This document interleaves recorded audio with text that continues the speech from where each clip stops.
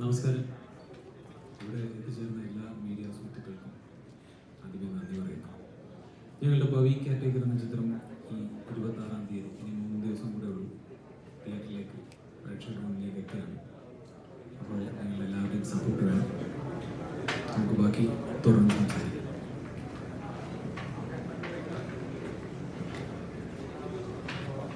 നിങ്ങൾ ക്വസ്റ്റ്യൻ ചോദിച്ചിട്ട് answer ചെയ്യാന്നുള്ള രീതിയിലല്ലേ plan ഉണ്ടോ?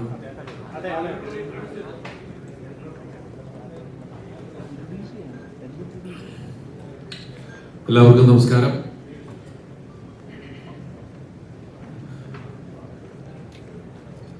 ഗ്രാൻഡ് പ്രൊഡക്ഷൻസ് ആൻഡ് ഡിസ്ട്രിബ്യൂട്ടേഴ്സിന്റെ പേരിൽ നമ്മൾ നിർമ്മിക്കുന്ന ചിത്രമാണ് പവി കെയർടേക്കർ.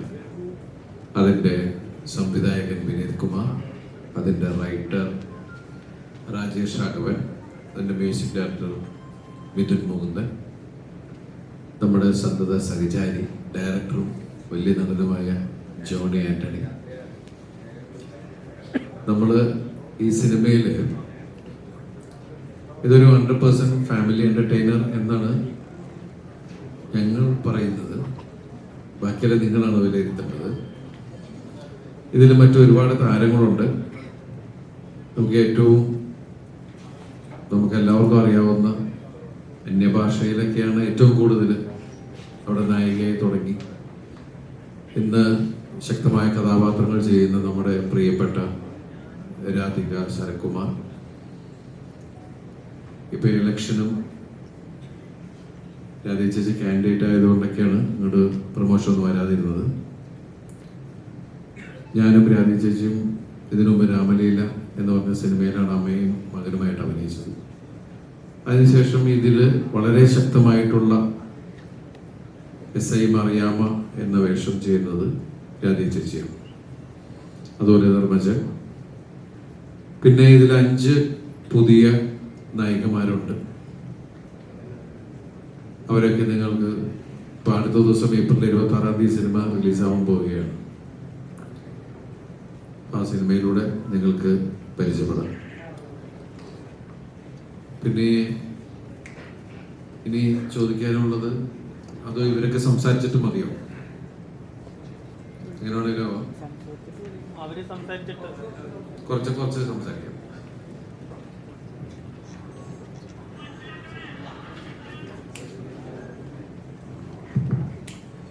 എല്ലാവർക്കും നമസ്കാരം. അപ്പോൾ ഇതിലിവിടെ പറഞ്ഞ പോലെ പവി കെയർടേക്കർ ഒരു 100% കുടുംബങ്ങൾക്ക് ഇഷ്ടപ്പെടുന്നൊരു സിനിമയാണ്. നമ്മൾ ആ ഒരു ജോണറിൽ തന്നെയാണ് അതിൻ്റെ കഥയുടെ തുടക്കം മുതലേ പ്ലാൻ ചെയ്തതും അതിൻ്റെ എക്സിക്യൂഷനും ഒക്കെ അങ്ങനെയാണ്. ഒരു 100% ഫാമിലി എൻ്റർടൈനറാണ്. ദിലീപേട്ടൻ എന്ന് പറഞ്ഞാൽ നടനിൽ നിന്ന് ആളുകൾ കാണാൻ ഇഷ്ടപ്പെടുന്ന ഒരു ക്യാരക്ടറും അദ്ദേഹത്തിൻ്റെ നമുക്ക് എല്ലാവർക്കും ഇഷ്ടമുള്ള മാനറിസങ്ങളും ഒക്കെയാണ് പവിത്രനിലൂടെ നിങ്ങളിലേക്ക് എത്താൻ പോകുന്നത് 26-ാം തീയതി. അപ്പം ബാക്കി വിശേഷങ്ങളൊക്കെ എല്ലാവരും പറയും. എന്തെങ്കിലും കഥയെ പറ്റിയുള്ള ചോദ്യങ്ങളും കഥാപാത്രത്തിൻ്റെ സൃഷ്ടിയെ പറ്റിയുള്ള ചോദ്യങ്ങളും ഒക്കെയാണ് മുന്നിൽ പറയാൻ ഞാനിരിക്കുന്നത്. അപ്പോൾ അത് മറ്റുള്ളവരിലേക്കും കൂടെ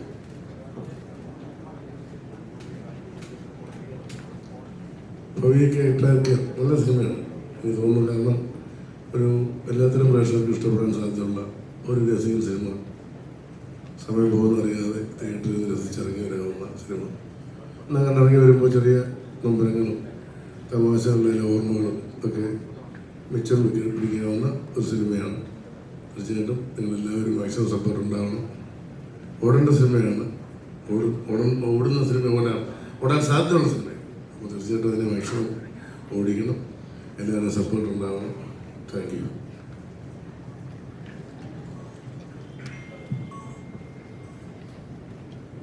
എല്ലാവർക്കും നമസ്കാരം. ഇവിടെ എല്ലാവരും പറഞ്ഞ പോലെ തന്നെ ഒരു വളരെ ഫീൽ ഗുഡ്, മനസ്സിന് വളരെയധികം കുളിർമ കൊടുക്കുന്നൊരു സിനിമയാണ്.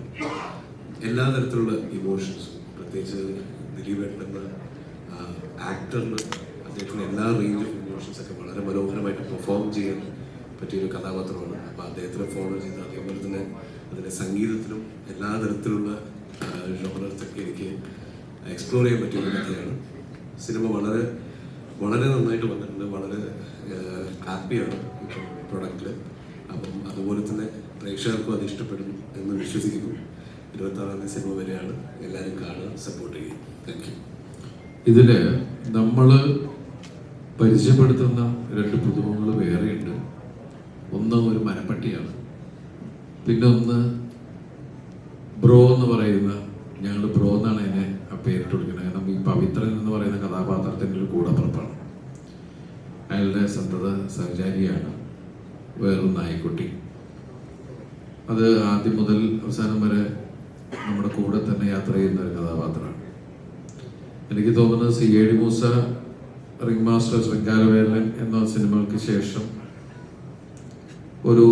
നമ്മുടെ ഒരു സിനിമയിലൊരു നായ്ക്കുട്ടി ത്രൂ ഔട്ട് വരിക, അത് അതിൻ്റെ കുസൃതികളും കാര്യങ്ങളും.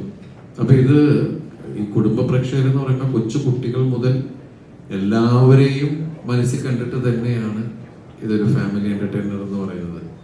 കാരണം നമ്മളെല്ലാവരും ഒരു കുടുംബത്തിലെ അംഗങ്ങളാണ്, നമുക്കെല്ലാവർക്കും ഒരു കുടുംബമുള്ളതാണ്. അപ്പം നിങ്ങൾക്ക് എല്ലാവർക്കും ഇഷ്ടപ്പെടും എന്നാണ്. കാരണം എന്ന് വെച്ചിട്ടുണ്ടെങ്കിൽ നമ്മളിൽ നിന്ന് നിങ്ങൾ ആഗ്രഹിക്കുന്നത് ദിലീപ് എൻ്റർടൈൻമെൻ്റ് ആണ്, ദിലീപിൻ്റെ എൻ്റർടൈൻമെൻറ്റ് സിനിമകൾ എന്ന് പറയുന്നത് നിങ്ങൾക്ക് നിങ്ങളെ മുന്നിൽ കണ്ടു തന്നെയാണ് ഈ സിനിമ ഉണ്ടാക്കിയിരിക്കുന്നത്. ഇതിൽ പാട്ടുണ്ട്, തമാശകളും കൊച്ചു സങ്കടങ്ങളും എന്നൊക്കെ പറയുന്ന 10-18 വർഷം ഗൾഫിലുണ്ടായിരുന്ന പവിത്രൻ എന്ന് പറയുന്ന ഒരാൾ നാട്ടിൽ വന്ന് ഒരു ആഡംബര ഫ്ലാറ്റിൻ്റെ കെയർ ടേക്കറും നൈറ്റിൽ സെക്യൂരിറ്റി ഒക്കെ ആയിട്ടുള്ള അയാളുടെ ജീവിതമാണ് പവി കെയർ ടേക്കറിലൂടെ നമ്മൾ പറയുന്നത്. അതിൽ ഇതിൻ്റെ വിശേഷങ്ങൾ ജനങ്ങളിലേക്ക് നന്നായി എത്തിക്കുക, ഈ സിനിമ നന്നായിട്ട് പ്രൊമോട്ട് ചെയ്യുക, അതിന് വേണ്ടിയിട്ടാണ് നമ്മൾ ഇവിടെ കൂടിയിരിക്കുന്നത്. ഇനി നിങ്ങൾക്ക് എന്തെങ്കിലും ചോദിക്കാനുണ്ടെങ്കിൽ ചോദിക്കാം. ഫസ്റ്റ് ഓഫ് ഓൾ റൈറ്ററിനോടാണ് ചോദിക്കുന്നത്. അതായത് ഈ പവി എന്നൊരു കഥാപാത്രം റിയൽ ലൈഫിൽ ഒരാളെ കണ്ടിട്ടാണ് അതിൽ നിന്ന് ഇൻസ്പയർ ആയിട്ടാണ് എഴുതിയെന്ന് പറഞ്ഞിരുന്നത്. അപ്പോൾ ഈ തിരക്കഥ എഴുതിയതിനു ശേഷം ആ ഒരു വ്യക്തിയെ പിന്നീട് കാണാൻ ശ്രമിച്ചിരുന്നു അല്ലെങ്കിൽ കണ്ടിരുന്നു? ഇല്ല, അതെ. അതിൻ്റെ ഒരു കാര്യം എന്ന് പറഞ്ഞാൽ എല്ലാ സ്റ്റോറീസും ഇതുവരെ നമ്മൾ വായിച്ചിട്ടുള്ള എഴുതപ്പെട്ടിട്ടുള്ള എല്ലാ സ്റ്റോറീസും റിയൽ ലൈഫ് തന്നെയാണ്. നമ്മൾ ഈ കാണുന്ന കഥകളൊക്കെ ആരൊക്കെയോ എവിടെയൊക്കെയോ ജീവിച്ചിട്ടുണ്ട്. നമ്മുടെ കൺമുമ്പിൽ ഒരു പ്രത്യക്ഷ ഉദാഹരണമായിട്ട് അവർ വരുന്നില്ലെങ്കിൽ പോലും ആരുടെയൊക്കെയോ ജീവിതം മോഷ്ടിച്ചാണ് നമ്മൾ കഥകൾ ഉണ്ടാക്കുന്നത്. എൻ്റെ ഭാഗ്യത്തിന് ഇങ്ങനെ പവിത്രൻ്റെ ഒരു ക്യാരക്ടർ എൻ്റെ മുമ്പിൽ വന്നുപെട്ടു. അയാളുടെ സങ്കടങ്ങൾ എൻ്റെ മനസ്സിനെ സ്പർശിച്ചു. ആ സ്പർശമാണ് എഴുതാനുള്ള സ്പാർക്കായിട്ട് വന്നത്. പിന്നീട് അദ്ദേഹത്തിൻ്റെ പുറകെ ഞാൻ പോയിട്ടില്ല. അതാണ് സത്യം. എന്താണെന്ന് വെച്ചാല് പുള്ളിയുടെ പുറകെ പോയി കഴിഞ്ഞാൽ പുള്ളിയോട് ഇതിനെ കുറിച്ച് കൂടുതൽ പറഞ്ഞു കഴിഞ്ഞാൽ അതിന് വേറെ കേസ് വരും. ജസ്റ്റ് സ്റ്റോറി റൈറ്റ് വെച്ചിട്ട് അതായിരിക്കും ഉദ്ദേശം. എന്തായിരിക്കും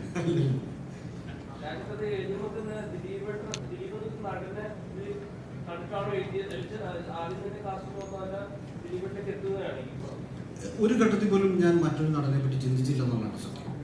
അത് വിനീതുമായിട്ട് നമ്മൾ ഡിസ്കസ് ചെയ്യുന്ന ഫസ്റ്റ് ഫേസിൽ തന്നെ വിനീത് ആരാണെന്ന് ഓപ്ഷൻ എന്നോട് ചോദിക്കുന്നതിനും വരെ ഞാൻ മിണ്ടാതിരുന്നു. അദ്ദേഹം പല ഓപ്ഷൻസ് വെച്ചിട്ടില്ല. നമ്മൾ രണ്ടുപേരും അപ്പോൾ വിനീതിന് എൻ്റെ മനസ്സിൽ ആരാന്ന് അറിഞ്ഞുകൂടായിരുന്നു. അപ്പോൾ ലാസ്റ്റിലാണ് അതെല്ലാം കേട്ട് നമ്മൾ ആലോചനയുടെ ഒരു സെക്കൻഡ് ഘട്ടത്തിലാണ് നമുക്കിത് ആരാണ് രാജേഷിൻ്റെ മനസ്സിലാരാണെന്ന് ചോദിച്ചു. ഞാൻ പറഞ്ഞു ദിലീപേട്ടനാണ് എൻ്റെ മനസ്സിലുണ്ട്. അതിപ്പോഴും പവിത്രന് വേറൊരു ഓപ്ഷൻ എൻ്റെ മനസ്സിൽ വന്നിട്ടേ ഇല്ല. എഴുതുന്ന ഒരു ഘട്ടത്തിൽ പോലും വന്നിട്ടില്ല. ഈ ദിലീപ് സിനിമകൾ എന്ന് പറയുമ്പോൾ തന്നെ ഒരു ജോണറാണല്ലോ. നമുക്ക് ഉള്ള ആ സിനിമകളിൽ ഒരു പാക്കേജ് സ്വഭാവം ഉണ്ടായിരുന്നു. മാത്രമല്ല ഒരു വെക്കേഷൻ ടൈമിലാണ് സിനിമ വരുന്നത്. അപ്പൊ വെക്കേഷൻ സമയത്ത് മുമ്പ് വന്നപ്പോഴൊക്കെ വലിയ വിജയങ്ങൾ ഉണ്ടായിട്ടുള്ളതാണ്. സോ എല്ലാം കൂടെ കൂടിച്ചേർന്നൊരു സക്സസ് ഫോർമുലയിലേക്കാണോ ഈ പവിയുടെ ഒരു യാത്ര? തീർച്ചയായിട്ടും. കാരണം ഇതൊരു വെക്കേഷൻ കാലം തന്നെയല്ലേ.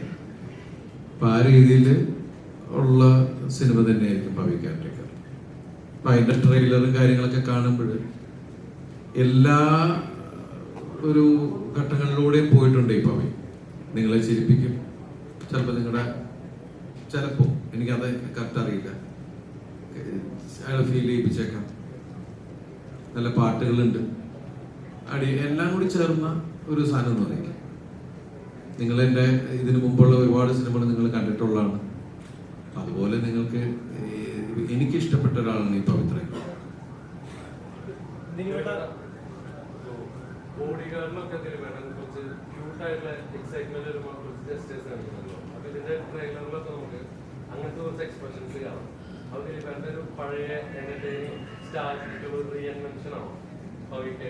റീഇൻവെൻഷൻ ഒന്നുമില്ല. നമ്മൾ ഓരോ സിനിമകളും ശ്രമങ്ങളാണ്. ഞാനിപ്പോഴും പറയാറില്ല, എൻ്റെ ഓരോ സിനിമകളും അല്ലെങ്കിൽ ഞാൻ ചെയ്യുന്ന കഥാപാത്രങ്ങളെല്ലാം എൻ്റെ ശ്രമങ്ങളാണ്. ചില ശ്രമങ്ങൾ നമ്മൾ ഗംഭീരമായിട്ട് വിജയിക്കും, ചിലത് അടിക്കൂല, ചിലത് അടിക്കും എന്നൊക്കെ പറയുന്നുള്ളൂ. എല്ലാം ശ്രമങ്ങൾ മാത്രമാണ്. അപ്പോ ഇതില് പവിത്രൻ എന്ന് പറയുന്ന ഇദ്ദേഹം ശരിക്കും പറഞ്ഞാല് മറ്റുള്ളവരുടെ കാര്യങ്ങൾക്ക് വേണ്ടി ജീവിച്ച് മുന്നോട്ട് പോകുന്ന ഒരാൾ. അയാൾ ജീവിതത്തിൽ അയാളുടേതായിട്ട് ഒരു ജീവിതം കെട്ടിപ്പടുക്കാൻ അയാൾ വിട്ടുപോയി. അങ്ങനെയുള്ള ഒരാള് അറിയാതെ എപ്പോഴും ഒരു പ്രണയത്തിൽപ്പെട്ടു. അപ്പൊ ഇവര് വന്ന് കഥ പറയുന്ന സമയത്ത് തന്നെ ഇയാൾ കുറച്ച് പ്രായമൊക്കെ ഉള്ള ഒരാളാണ്. അപ്പൊ ഞാൻ ചോദിച്ചു, നരയൊക്കെ ഇട്ടിട്ടാണോ എന്ന് ചോദിച്ചു. അത് അങ്ങനെയല്ല, പക്ഷെ ഈ ദിലീപേട്ടൻ തന്നെയാണ്, പക്ഷെ കുറച്ച് മെച്യൂരിറ്റി ഉണ്ട് അതിനകത്ത്. അതുകൊണ്ടാണ് നമ്മൾ കുറച്ച് മീശ അങ്ങനെ കട്ട് ചെയ്ത കുറച്ച് പ്രായം കൂട്ടാൻ വേണ്ടിയിട്ട്. എന്താ വെച്ചാൽ എനിക്ക് പ്രായമില്ലെന്നെല്ലാം പറഞ്ഞു തന്നെ, അതല്ല, എന്നാൽ അയാൾ അതിനെ കുറിച്ചൊന്നും ബോധേടല്ല. അങ്ങനെയുള്ള ഒരാള് അയാൾക്ക് മറ്റുള്ളവരുടെ കാര്യത്തിലാണ് ഏറ്റവും കൂടുതൽ ശ്രദ്ധ. അപ്പോ ഈ ഏതൊരാളും പ്രണയത്തിൽ പെടുമ്പോൾ ഉണ്ടാവുന്ന ഒരു വിഷയമുണ്ടല്ലോ, അയാൾക്കൊരു പ്രണയം ഉണ്ടാകുമ്പോൾ നമ്മൾ മാനസികമായി തന്നെ ഒരു യങ്ങാവാനുള്ള ഒരു ശ്രമവും അല്ലെങ്കിൽ യങ്ങായി പോകും. നമ്മുടെ പ്രവർത്തികളും രീതികളും ഒക്കെ ആ രീതിക്കായിരിക്കും. കാരണം നമുക്ക് ഒരു മനസ്സിന് സുഖം തരുന്ന ഒരു കാര്യം അപ്പുറത്തോട്ട് എന്ന് പറയുമ്പോൾ താനൊരാണാണ് എന്ന് കാണിക്കാനുള്ള ശ്രമങ്ങൾ, ബോൾഡായിട്ട് ബിഹേവ് ചെയ്യുക, സരസത കൂടുക, ഇതൊക്കെ മൊത്തത്തിൽ ലൈഫിൽ റൊമാൻറ്റിക് ആവുക എന്ന് പറയുന്ന ഒരു സാധനം ഉണ്ടാവും. അതൊക്കെ ഈ പവിത്രന് നമുക്കറിയാം. നമ്മളെല്ലാവരും റൊമാൻറ്റിക് ആണ് അല്ലേ? കാരണം റൊമാൻസ് മനസ്സിൽ നിന്ന് പോയി കഴിഞ്ഞാൽ പിന്നെ നമ്മൾ മെക്കാനിക്കൽ ആവുക എന്ന് പറഞ്ഞൊരു അവസ്ഥയിലെത്തും. അത് ചിരി കണ്ടറിയാം റൊമാൻറ്റിക് ആണ്. ദിലീപേട്ട, സിനിമ എന്ന് പറഞ്ഞ ഒരു ഭാഗ്യത്തിന്റെ കളികളാണ് പറയാറുണ്ട്. ഒരു കറക്റ്റ് വെക്കേഷൻ ടൈമിൽ ഇങ്ങനെ ഒരു പടം വരുന്നു, CD മൂസയുടെ ഷൂട്ട് ചെയ്ത ലൊക്കേഷൻ തന്നെ ഫ്ലാറ്റിൽ തന്നെ ഷൂട്ട് ചെയ്യുന്നു. കോയിൻസിഡൻസ് പോലെ വന്നതായി തോന്നുന്നു. അങ്ങനെയല്ല, നമ്മള് പല ഫ്ലാറ്റുകളും ഇങ്ങനെ നോക്കി. വിനീത് കുറെ ഫ്ലാറ്റുകൾ പോയി നോക്കിയതാണ്. പക്ഷെ നമുക്ക് എല്ലാം ഒത്തുചേർന്ന് വരുന്ന ഒരു സംഭവം ഇങ്ങനെ ഇല്ലാണ്ടായപ്പോഴും ഞാൻ വിനീത് ഞാനൊരു സ്ഥലം പറയാം എന്ന് പറഞ്ഞിട്ടാണ് ചോദിച്ചത്. നിങ്ങൾ പോയി കണ്ടു നോക്കൂ. കാരണം നിങ്ങൾ പറയുന്ന എല്ലാ സാധനങ്ങളും ഒത്തു വരുന്ന ഒരു സ്ഥലം എനിക്ക് തോന്നുന്നത് ആ സ്കൈലൈറ്റ്, ആ ഫ്ലാറ്റ് ആയിരിക്കും. CD മൂസയിൽ നമ്മൾ ചെയ്തതാണ്.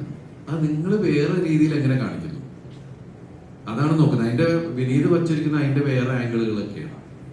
സെയിം ഫ്ലാറ്റ് ആണെങ്കിലും അത് നമ്മൾ വേറെ ഫ്ലാറ്റിലെടുത്ത ഫീലുള്ള സംഭവങ്ങൾ തന്നെയാണ് നമുക്ക് വരിക. ദിലീപേട്ട അന്ന് ഓഡിയോ ലോഞ്ചിൽ തന്നെ പറയുമ്പോൾ വളരെ ഇമോഷണൽ ആയിട്ട് സ്പീച്ച് ആയിരുന്നു ദിലീപേട്ടൻ നടത്തിയത്. ശരിക്കും അത് മനഃപൂർവ്വം സംസാരിച്ച് കുറെ കാലമായിട്ട് തന്നെ എന്ന് പറയുമ്പോൾ നമുക്ക് നാച്ചുറലി ഉണ്ടാവുന്ന ഒരു സംഭവം. അത് പിന്നെ പെട്ടെന്ന് ഞാൻ അതിൽ നിന്ന് തന്നെ വേറെ വഴിക്ക് പോയത്. അല്ല, കാരണം എന്താ വെച്ചാൽ ദിലീപേട്ടന്റെ പേഴ്സണലി തോന്നുന്നുണ്ടോ സിനിമകളിൽ ഇങ്ങനെ ആരെങ്കിലും ടാർഗറ്റ് ചെയ്യപ്പെടുന്നുണ്ടെന്ന് തോന്നുന്നുണ്ടോ? ടാർഗറ്റ് ചെയ്യുന്നത് ഇന്ന് ഇന്നലെ തുടങ്ങുന്നല്ലോ എന്നെ. ശരിക്കും പറഞ്ഞാൽ എത്രയോ വർഷങ്ങൾക്ക് മുമ്പ് തുടങ്ങി. പേഴ്സണലി മാത്രമല്ല, ദിലീപേട്ടന്റെ കരിയർ കൂടി നശിപ്പിക്കുക, ദിലീപേട്ടന്റെ സിനിമകളെ അല്ല, ഞാൻ നിങ്ങൾ കാണുന്നതല്ലേ, എന്റെ ഓരോ സിനിമ വരുന്നതിന് മുമ്പ് ഓരോ ഐറ്റങ്ങൾ ഉണ്ടായിക്കൊണ്ടേയിരിക്കും. ഇത് നിങ്ങൾ ഇന്ന് ഇന്നലെ എല്ലാം കാണുന്നത്. ഇതിപ്പോ കുറെ വർഷങ്ങൾക്ക് മുമ്പേ തുടങ്ങിയിട്ടുള്ളതാണ്. അതൊന്നും ഏക്കാതായപ്പോ വേറെ രീതിയിലൊക്കെ ആയി. അപ്പൊ നമുക്ക് എന്ത് ചെയ്യാൻ പറ്റും? ഇത് നമ്മൾ ഫേസ് ചെയ്യുക. നമ്മള് സിനിമയാണ് എന്റെ ലോകം, സിനിമയെ കുറിച്ച് മാത്രമേ നമ്മൾ ചിന്തിച്ചുകൊണ്ട് പോകുന്നേ ഉള്ളൂ. അപ്പൊ ഇതിന്റെ ബാക്ക്ഗ്രൗണ്ടിൽ നടക്കുന്ന കളികൾ നമ്മൾ ശ്രദ്ധിച്ചില്ല എന്നുള്ളതാണ്. അപ്പൊ നമുക്ക് എന്ത് ചെയ്യാൻ പറ്റും? നമ്മളിപ്പോ കുറെ ഒരു ഫൈറ്റിൽ നിൽക്കുകയാണ്, അത് അതിന്റെ വഴിക്ക് പോവാ അല്ലാണ്ട് അല്ലേ? ഞാൻ ആരാണെന്നോ? ഞാൻ ആരാണെന്ന് അന്വേഷിച്ചാൽ എനിക്കത് പറയാനുള്ള അവസ്ഥയില്ലല്ലോ. കാരണം എനിക്ക് ഒന്നിനെ കുറിച്ചും ഒന്നും സംസാരിക്കാൻ പാടില്ല. അതാണ് അങ്ങനെ എന്റെ വിഷയം എന്ന് പറഞ്ഞത്.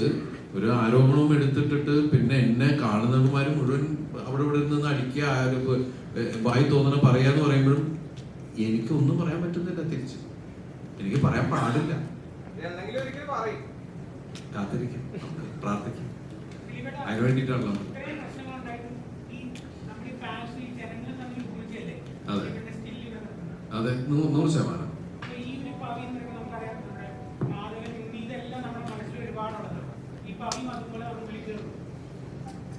അത് കേറുന്നാണ് എന്റെ വിശ്വാസം. കാരണം പവിയെ നിങ്ങൾക്ക് നേരിട്ട് അറിയാം. നിങ്ങളുടെ മുമ്പിലുള്ള ഒരാൾ തന്നെ എനിക്ക് പവി. ഈ കെയർ ടേക്കർ എന്ന് പറഞ്ഞത് ഏതൊരു ഫ്ലാറ്റിലും നമ്മൾ മിക്ക ആൾക്കാരും ഫ്ലാറ്റിൽ താമസിക്കുന്നവരാണ്, താമസിച്ചിട്ടുള്ളവരാണ്. ഫ്ലാറ്റിനെ കുറിച്ച് ആ കൾച്ചറിനെ കുറിച്ച് നന്നായി അറിയുന്നവരാണ്. അവിടെ എല്ലാം ഒരു കെയർ ടേക്കർ ഉണ്ടാവും. ഈ പവിത്രൻ എന്ന് പറയുന്ന കെയർടേക്കറുടെ ഒരു ചിന്ത എന്ന് പറഞ്ഞാൽ ഇത് മൊത്തം ഓടുന്നത് ഇയാളുടെ തലയെക്കൂടിയാന്നുള്ളതാണ്. എല്ലാവരുടെയും ഗാർഡിയനാണ് പുള്ളി എന്നുള്ളതാണ്. എല്ലാവരുടെ കാര്യത്തിൽ പോയി ഇടപെടുക എന്നുള്ളതാണ്. അതിൽ നിന്നുണ്ടാകുന്ന തമാശകളും കാര്യങ്ങളെ കൂടി സരസത കൂടി ആണ് ഈ സിനിമ പറയുന്നത്. ഈ അടുത്ത കാലത്ത് ദിലീപേട്ട റിലീസ് നോക്കി കഴിഞ്ഞാൽ അറിയാം, ചില സിനിമകൾ വേണ്ടത്ര ദിലീപേട്ട പ്രതീക്ഷിച്ച അത്ര വർക്കൗട്ട് ആവാത്ത സിനിമകളുണ്ട്, എന്നാൽ ആയ സിനിമകളുണ്ട്. അപ്പം ദിലീപ് എന്ന നടനിൽ ഒരു സിനിമ ഇറങ്ങി കഴിഞ്ഞ് കഴിയുമ്പോൾ അതിന്റെ വിജയവും പരാജയവും ദിലീപ് ഹാൻഡിൽ ചെയ്യുന്നില്ല. എത്ര വർഷം ആയിട്ടുണ്ട് വിജയത്തിലും പരാജയത്തിലും പേഴ്സണൽ വ്യക്തി ജീവിതത്തിലും നടന്ന രീതി? ഇല്ല, ഞാൻ പറഞ്ഞല്ലോ, വിജയങ്ങളും പരാജയങ്ങളും ഒക്കെ നമുക്ക് സംഭവിക്കുന്നതാണ്. നമ്മളെല്ലാം നന്നാവട്ടെ എന്ന് പറഞ്ഞ് തന്നെയാണ് നമ്മൾ ശ്രമിച്ചുകൊണ്ടേയിരിക്കുന്നത്. എനിക്ക് ഒരുപാട് ഹിറ്റുകൾ കിട്ടിയിട്ട് നിങ്ങൾക്ക് എല്ലാവർക്കും അറിയാം. അതുപോലെ ഇടയ്ക്ക് പരാജയങ്ങളും കിട്ടിയിട്ടുണ്ട് ആളാണ്. അപ്പോ കഴിഞ്ഞ കുറെ ഹിറ്റുകൾ കിട്ടി എന്ന് പറഞ്ഞാൽ ഇനി എല്ലാം അങ്ങനെയൊന്നും പറയാൻ പറ്റില്ല. എന്നാൽ കഴിഞ്ഞ കുറെ പരാജയങ്ങൾ ഉണ്ടായോ അല്ലെങ്കിൽ 1-2 സിനിമ മോശമായി എന്ന് പറഞ്ഞാൽ അടുത്ത് അങ്ങനെയൊന്നും പറയാൻ പറ്റില്ല. ഓരോ സിനിമയ്ക്കും അതിൻ്റെതായ ഒരു ജാതകമുണ്ട്. നിങ്ങൾ ഇഷ്ടപ്പെട്ട് നിങ്ങൾ നിലനിർത്തിയ ഒരു ആക്ടറാണ് ഞാൻ. കാരണം ഞാൻ കൊച്ചു കൊച്ചു വേഷങ്ങൾ ചെയ്തു വന്ന ഒരാളാണ്. അപ്പൊ ശരിക്കും പറഞ്ഞാൽ എന്റെ പ്രിയപ്പെട്ട പ്രേക്ഷകരും മീഡിയയും എല്ലാവരും തന്ന സപ്പോർട്ടിൽ തന്നെയാണ് ഞാൻ ശരിക്കും പറഞ്ഞാൽ ഇപ്പൊ ഈ നിൽക്കുന്ന സ്ഥലത്ത് വരെ എത്തിയിരിക്കുന്നത്. അത് എന്റെ സിനിമകൾ എല്ലാം ഒരേ ടൈപ്പ് സിനിമകളല്ല, പല പല ടൈപ്പ് സിനിമകൾ, പല പല ടൈപ്പ് കഥാപാത്രങ്ങളാണ്. അതിൽ ചിലത് വർക്കൗട്ട് ആവും, ചിലത് വർക്കൗട്ട് ആവില്ല. ഇപ്പൊ ഭയങ്കര വലിയ സക്സസ് ഉണ്ടായി എന്ന് പറഞ്ഞാൽ ഞാൻ ഭയങ്കരമായിട്ട് ആഘോഷിച്ച് അങ്ങനെ നടക്കുന്ന ഒരാളല്ല. പരാജയവും വിജയവും ഇതിന്റെ ഒക്കെ ഭാഗമായി പോകുന്നു. പിന്നെ ഒരു പടം വർക്കൗട്ട് ആയില്ലെങ്കിൽ നമുക്ക് സങ്കടം എന്ന് വെച്ചാൽ പാവം അതിന്റെ പ്രൊഡ്യൂസർ എത്രയും നമുക്ക് ചിലപ്പോൾ അടുത്ത സിനിമയിൽ അത് കവർ ചെയ്യാൻ പറ്റും. പക്ഷെ ഒരു പ്രൊഡക്റ്റ് വരുമ്പോൾ ആ പ്രൊഡക്റ്റ് ഫെയിലിയർ ആയി കഴിഞ്ഞിട്ടുണ്ടെങ്കിൽ എന്റെ നഷ്ടം പ്രൊഡ്യൂസേഴ്സിന്. പിന്നെ നമുക്ക് എപ്പോഴെങ്കിലും അടുത്ത സിനിമ ചെയ്ത് കൊടുക്കുക എന്നുള്ളത് മാത്രമേ നമുക്ക് ചെയ്യാൻ പറ്റുള്ളൂ. നമ്മളെല്ലാവരും ഏത് സിനിമ ചെയ്യുന്ന ഒരാളും ഈ സിനിമ നന്നാവണം എന്നുള്ള പ്രാർത്ഥനയോടുകൂടിയാണ് ചെയ്യുന്നത്. അപ്പൊ നമുക്ക് ഇതിന്റെ ഫെയ്റ്റും നമുക്ക് അറിഞ്ഞൂടാ. ദിലീപേട്ട മറ്റൊരു നല്ല കാര്യം എന്ന് വെച്ചാൽ പിയോക്കിന്റെ ഡിസ്ട്രിബ്യൂട്ട് ചെയ്യുന്ന ആദ്യത്തെ പടമാണ് ദിലീപ്. അവരുടെ പറയും ദിലീപേട്ടൻ്റെ അടുത്ത് ദിലീപേട്ടൻ ചെയ്യാമെന്ന് പറഞ്ഞു. അപ്പോൾ തിയേറ്റർ ഓണേഴ്സ് ഡിസ്ട്രിബ്യൂട്ട് ചെയ്യുമ്പോഴേക്കും, കാരണം ഈ കഴിഞ്ഞ ഇടയിൽ കുറേ പ്രശ്നങ്ങളുണ്ടായിരുന്നു. തിയേറ്റേഴ്സ് സിനിമ റിലീസ് ചെയ്യുന്നത് തിയേറ്ററിൽ അങ്ങനെ കുറേ പ്രശ്നങ്ങളുണ്ടായിരുന്നു. ഇനി ഒരു പ്രശ്നങ്ങൾ വന്നാലും ഞങ്ങൾക്ക് ഇനി ഡിസ്ട്രിബ്യൂട്ട് ചെയ്യാൻ ഞങ്ങൾക്ക് ഞങ്ങളുടേതായിട്ട് ഒരു ബ്രാൻഡ് ഉണ്ട്, ഞങ്ങൾക്ക് ഞങ്ങളുടേതായിട്ട് കമ്പനി ഉണ്ട് എന്നൊരു സ്റ്റാൻഡിന് വേണ്ടിയാണ് ഇങ്ങനെ ഒരു അല്ലല്ല. കാരണം 10-21 വർഷമായിട്ട് ഞാൻ ഡിസ്ട്രിബ്യൂട്ടർ അസോസിയേഷനിലെ ഒരു മെമ്പർ കൂടിയാണ്. അത് മാത്രമല്ല, ഞാനിവിടെ 21 വർഷമായിട്ട് സിനിമ ഡിസ്ട്രിബ്യൂട്ട് ചെയ്യുന്ന ഒരാൾ കൂടിയാണ്.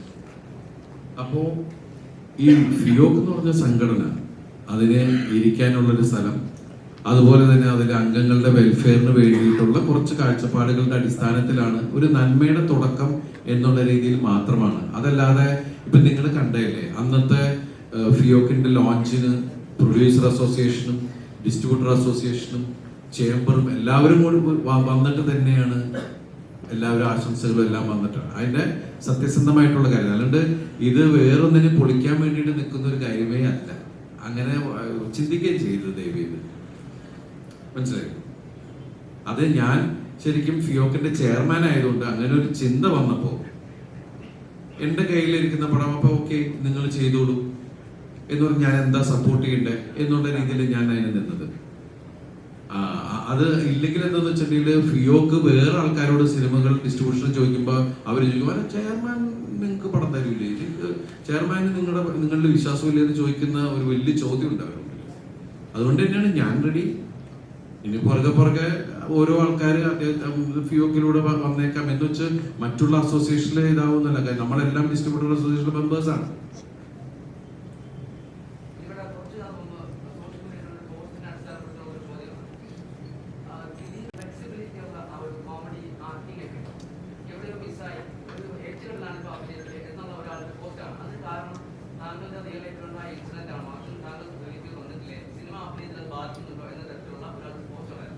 ആരാധന പോസ്റ്റ് ഇട്ട് അതെന്താ പറയാ?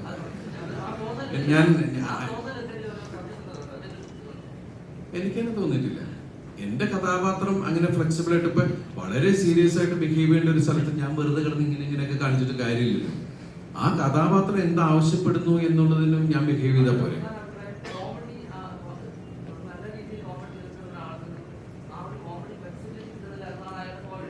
അതാ ചോദിച്ചാ അയാൾ ആരാണ്? അതെന്താ പറയാൻ പറ്റാത്ത? എന്താ അത്?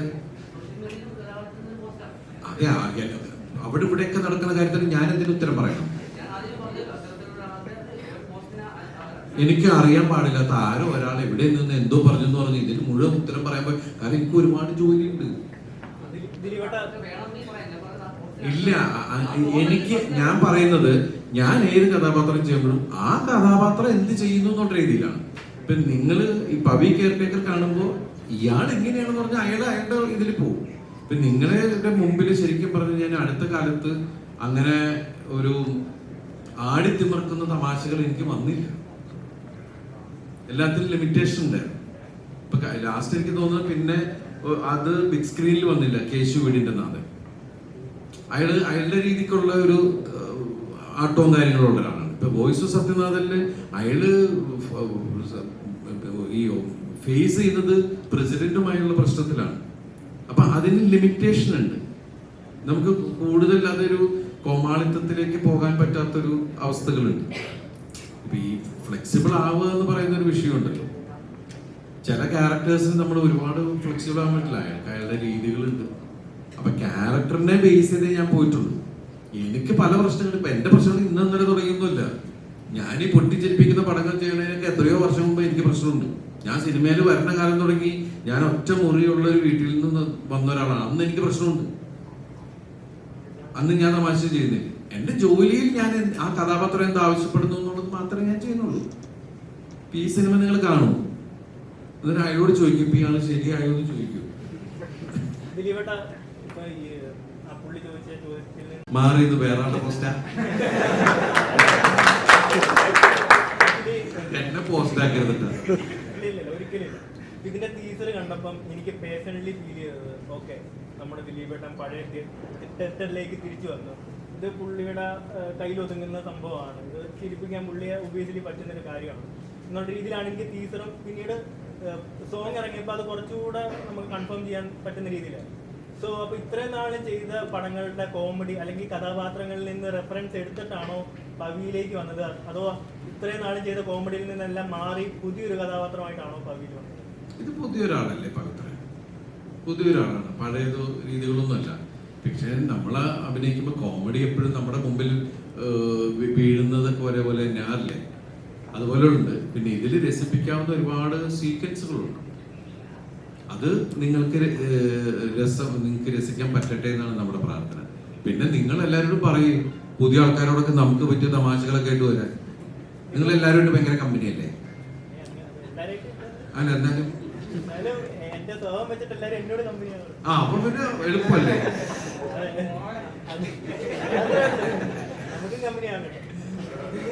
ദിലീപേട്ടൻ അങ്ങനെ സംസാരിക്കാറുണ്ടോ? ഇപ്പൊ ബേസിൽ ജോസഫ് അങ്ങനെ തുടങ്ങി ഈ കാലഘട്ടത്തില് എന്താണ് കോമഡി വർക്ക്ഔട്ട് ചെയ്യുന്ന കുറെ ഡയറക്ടേഴ്സ് ഉണ്ട്. ഞാൻ എല്ലാവരോടും സംസാരിക്കാറുണ്ട്. സംസാരിക്കുന്നില്ലേ? എല്ലാവരും അഭിനയത്തിലേക്ക് ഇറങ്ങി പോയി എന്ത് ചെയ്യാൻ പറ്റും? അവരോട് സിനിമ വർക്ക്ഔട്ട് ചെയ്യാനൊക്കെ അതൊക്കെ നമ്മൾ പറയുന്നുണ്ട്.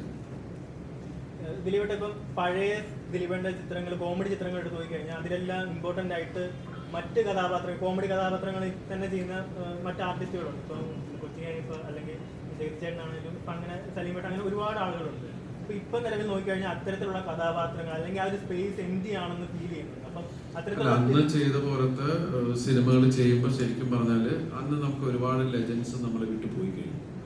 ഇനിയിപ്പോൾ അങ്ങനെയുള്ളൊരു സിനിമയെ കുറിച്ച് നമുക്ക് അറിയില്ല. ഇപ്പൊ സിനിമകളുടെ രീതികൾ മാറി വരുന്നു, തമാശകളുടെ സ്വഭാവങ്ങൾ മാറി വരുന്നു. ഇപ്പൊ തിരക്കഥകൾ വരുമ്പോൾ അത്തരത്തിലുള്ള കഥാപാത്രങ്ങൾ ഉണ്ടാവാറുണ്ടോ അതോ അല്ലെങ്കിൽ ഇല്ല? ഇപ്പൊ കൂടുതൽ ഇപ്പൊ പുതിയ ആൾക്കാർ കഥ പറയുന്നത് ഇപ്പോഴത്തെ രീതിക്കുള്ള രീതിയിലല്ല പറയുന്നത്. പണ്ട് നമ്മൾ ശരിക്കും പറഞ്ഞ ഒരു കഥ പറയുന്നത് നമ്മുടെ അടുത്ത് ഒരു റൈറ്റർ വന്ന് കഥ പറയുന്നത്, ഒരു കഥാകൃത്ത് കഥ പറയുന്നത് കൂടുതലും നമുക്ക് പെട്ടെന്ന് കാര്യങ്ങൾ മനസ്സിലാൻ വേണ്ടിയിട്ട് ആർട്ടിസ്റ്റിനെ വെച്ചിട്ടാണ്. അപ്പൊ നമുക്ക് പെട്ടെന്ന് സിനിമ കാണാൻ പറ്റുകയാണ്. ഇന്ന് അങ്ങനെ എടുത്തു വന്ന് പറയാൻ പറ്റുന്ന വളരെ അപൂർവ ആർട്ടിസ്റ്റുകളുള്ളൂ. അങ്ങനെ പറയും, ആർട്ടിസ്റ്റുകളെ വെച്ചിട്ട് കഥ പറയും. ദിലീപേട്ടൻ ഈസിക്കൽ ടു എന്റർടൈൻമെന്റ് എന്നൊരു ഫോർമുലയുണ്ട്. പറയുന്ന അങ്ങനെ ഒരു ഇതാണ്. ഇപ്പോൾ അതൊരു എന്താ പറയുക ഒരു ഭാരമായിട്ട് തോന്നും. കാരണം ഒരു ആക്ടറിനെ സംബന്ധിച്ച് എല്ലാ കഥാപാത്രങ്ങളും എക്സ്പ്ലോർ ചെയ്യുക അല്ലെങ്കിൽ ദിലീപേട്ടൻ പേഴ്സണലി ആഗ്രഹിക്കുന്ന എന്തെങ്കിലും കഥാപാത്രങ്ങൾ നമ്മളുടെ ഇപ്പൊ നേരത്തെ പറഞ്ഞ പോലെ ഇപ്പൊ എല്ലാവരും പറയുന്നത് നമ്മളുടെ സിനിമകളിൽ നിന്ന് കാണാൻ രസിക്കാനും ഇത് നമ്മൾ ഏത് തരത്തിലെ കഥാപാത്രം ചെയ്താലും പ്രശ്നമില്ല, അതിനകത്ത് സരസത ഉണ്ടാവും. അതാണ് എല്ലാവരും പറയുന്നത്. നമ്മൾ ശരിക്കും പറഞ്ഞാൽ ഞാൻ വളരെ പേടിച്ച് ചെയ്തൊരു വേഷമാണ് വാളയാർ പരമശിവം. കാരണം സ്പിരിറ്റ് മാഫിയയിലാണ്. ഞാനത് 2006-ലല്ലേ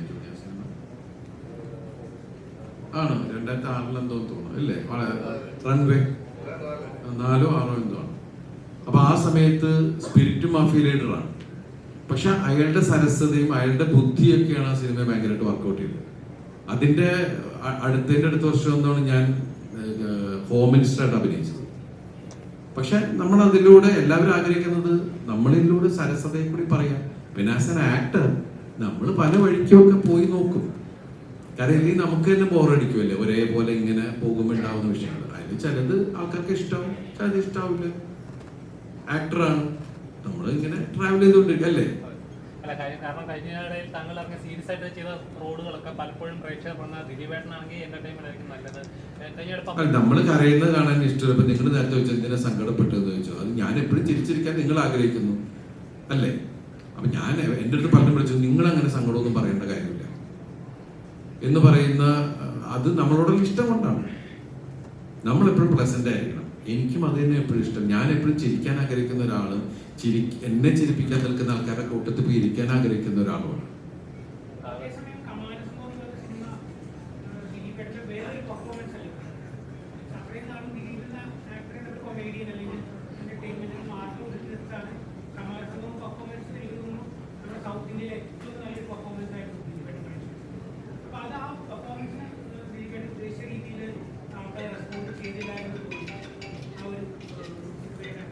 അല്ല, നമ്മുടെ ഒരു ജോണിക്ക് ബിസ് ജോണി ഭയങ്കര തിരക്കുള്ള ആളായതുകൊണ്ട് വെളിയോട് കൂടി ആൾക്കാർ ഓടിച്ചിട്ട് നമ്മളൊരു സിനിമ ചെയ്യുമ്പോൾ അതിനോട് 100% നീതി പുലർത്തുക എന്നുള്ളത് മാത്രമാണ്.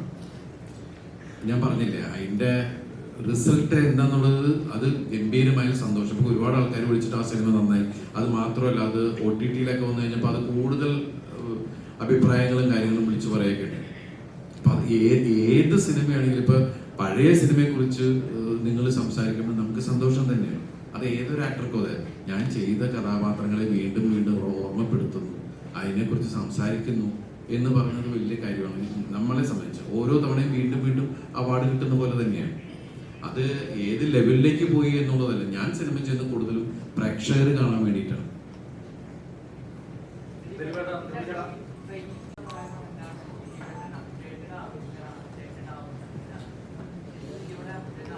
ഞാനല്ലല്ലോ, എന്നെ വെച്ച് പടം ചെയ്യുന്ന ആൾക്കാരല്ല. അപ്പൊ എന്നെ വെച്ച് പടം ചെയ്യുന്ന ആൾക്കാരോട് ചോദിക്കുന്നത്, എനിക്ക് എന്നെ വെച്ച് ഡയറക്റ്റ് ചെയ്യുന്നത്, എന്നെ വെച്ച് കഥ ഉണ്ടാക്കുന്ന റൈറ്റേഴ്സ് അപ്രോപ്രിയേറ്റ് ഉണ്ട്. ഇവര് അപ്ഡേറ്റഡ് ആണോ എന്ന് ചോദിക്കും.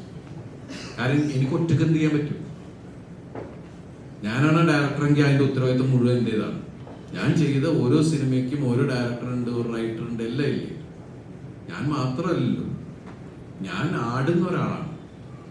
അത് ഇവര് പറയുന്നതനുസരിച്ചാണ് ഞാൻ ചെയ്യുന്നത് അല്ലേ. അപ്പൊ നമ്മൾ ചില സംശയങ്ങൾ ചോദിക്കുമ്പോൾ അത് ഇതാണ്, ഇപ്പോഴത്തെ ഇങ്ങനെയാണ്. ഓക്കെ, ഞാൻ ഓരോ സിനിമയ്ക്കും എന്റെ ആർഗ്യുമെന്റ്സുകൾ, എന്റെ ചോദ്യങ്ങൾ കഴിഞ്ഞാൽ പിന്നെ ഞാൻ അവരുടെ കൂടെ യാത്ര ചോദിച്ചോക്കെ ഇവരോട്. ഞാൻ പിടിച്ചുകൊണ്ട് ഇവരെ കൊണ്ട് പോകുന്നതാണോ, ഞാൻ ഇവരുടെ കൂടെ പോകുന്നതാണോ എന്ന് ഇവർ രണ്ടുപേരും പറയട്ടെ. അത് ഏത് സിനിമയ്ക്കും അങ്ങനെ തന്നെയാണ്.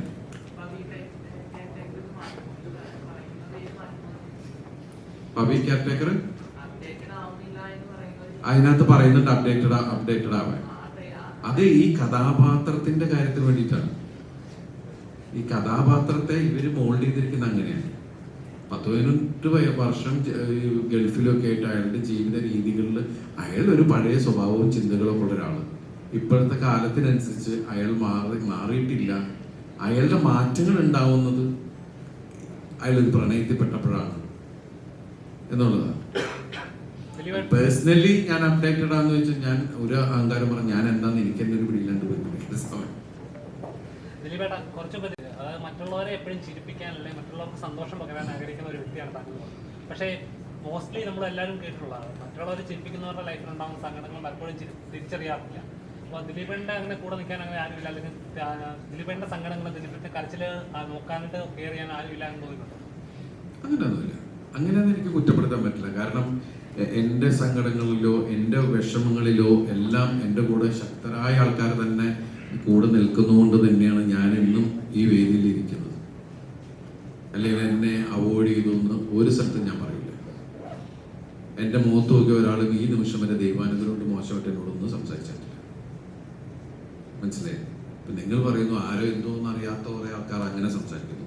പിന്നെ വിരലിൽ ഉണ്ടാവുന്ന കുറച്ച് ആൾക്കാർ അതും ഇതും പറയുന്നു. അവർ ഞാൻ കാരണമാണ് ഇപ്പോൾ ഫേമസ് ആയിക്കൊണ്ടിരിക്കുന്നത്. എവിടുന്ന് പോകുന്ന കുറേ ആൾക്കാർ പുതിയ എന്നെ തെറി പറയുന്ന ആൾ ഇന്നുള്ള രീതിയിൽ ഫേമസ് ആവുന്നത്. അപ്പം നമുക്കൊന്നും ചെയ്യാൻ പറ്റില്ല. എന്തായാലും എനിക്ക് സന്തോഷമുള്ളൂ, ഞാൻ വഴി ആൾക്കാർ ഫേമസ് ആവുന്നുണ്ട്, അവരുടെ ഫാമിലികൾ നന്നായി പോകുന്നുണ്ട്. അതൊക്കെ നല്ല കാര്യങ്ങളല്ലേ?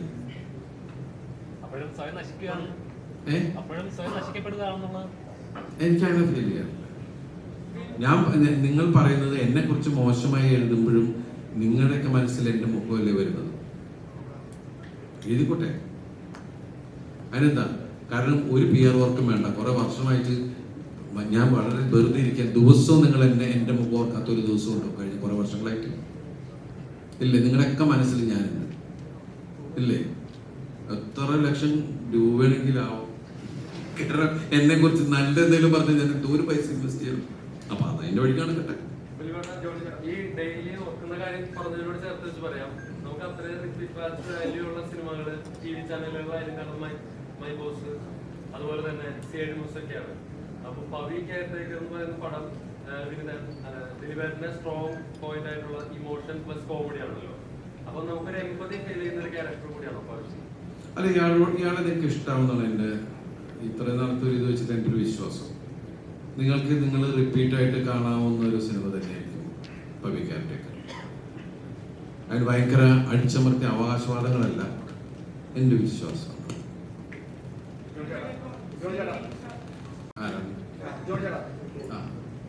ദിലീപേട്ടൻ പറയണ്ടായി നന്നായിട്ട് സംവിധാനം ചെയ്യുന്നവരൊക്കെ അഭിനയത്തിലേക്ക് ഇറങ്ങി എന്നാ ചെയ്യുന്നതെന്ന് പറഞ്ഞു. അത് ജോണിച്ചേട്ടനെ കൂടെ ഉദ്ദേശിച്ചല്ലേ? എന്നെ ഉദ്ദേശം എന്നെ ജോണിച്ചേട്ടൻ മുഴുവൻ സമയം നടനായപ്പോൾ നമുക്ക് നഷ്ടപ്പെട്ട നന്നായിട്ട് കോമഡി എക്സിക്യൂട്ട് ചെയ്ത സംവിധായകനെ കൂടിയാണ്. ഒന്നുമില്ല, ഈ പറഞ്ഞ ഞാൻ പറയും. ഇപ്പം ചിലപ്പോൾ ഞാൻ സിനിമ ഇപ്പം ചെയ്തുകൊണ്ടിരുന്ന പറയും ഈ പറഞ്ഞ പോലെ പണം ചിലയാണെന്നൊക്കെ പറഞ്ഞേക്കാം. ഇതെല്ലാം അറിയാം എന്തിനാ പറയുന്നത്. നമ്മളിപ്പം അത്യാവശ്യം കുഴപ്പമില്ലാതെ പോകുന്നു. സംഭവം അതാണ്. കാരണം ഡയറക്ട് ചെയ്ത സമയത്ത് ഒരു കഥയും കൊണ്ട് ഹീറോയുടെ പുറകിൽ നടക്കുക, അതിനുവേണ്ടി അല്ലേ? ഇപ്പൊ എന്ന് വെച്ചിട്ടുണ്ടെങ്കിൽ അവന്റെ പുറകെ കംപ്ലീറ്റ് ആൾക്കാർ ഞങ്ങള് പിന്നെ അതല്ലേ പറഞ്ഞാല് ചെറിയ ആഗ്രഹമുണ്ട് അതിനുള്ളൊരു സാഹചര്യം. ഇപ്പൊ മൂസ 2 നന്നായി എഴുതി വരികയാണെങ്കിൽ രസകരമായ ആ പോകുമ്പോ ഒന്നിച്ച് അന്ന് ഇങ്ങനെ ഏത് ഊർജത്തിൽ തുടങ്ങിയോ ആ ഊർജത്തിൽ ഒന്നിച്ച് നിന്ന് മുന്നോട്ട് പോവുകയാണ്. തീർച്ചയായിട്ടും മൂസ 2 ഉണ്ടാവും. അതുണ്ടാവാനാണ് നമ്മൾ ആഗ്രഹിക്കുന്നതും പ്രാർത്ഥിക്കുന്നതും.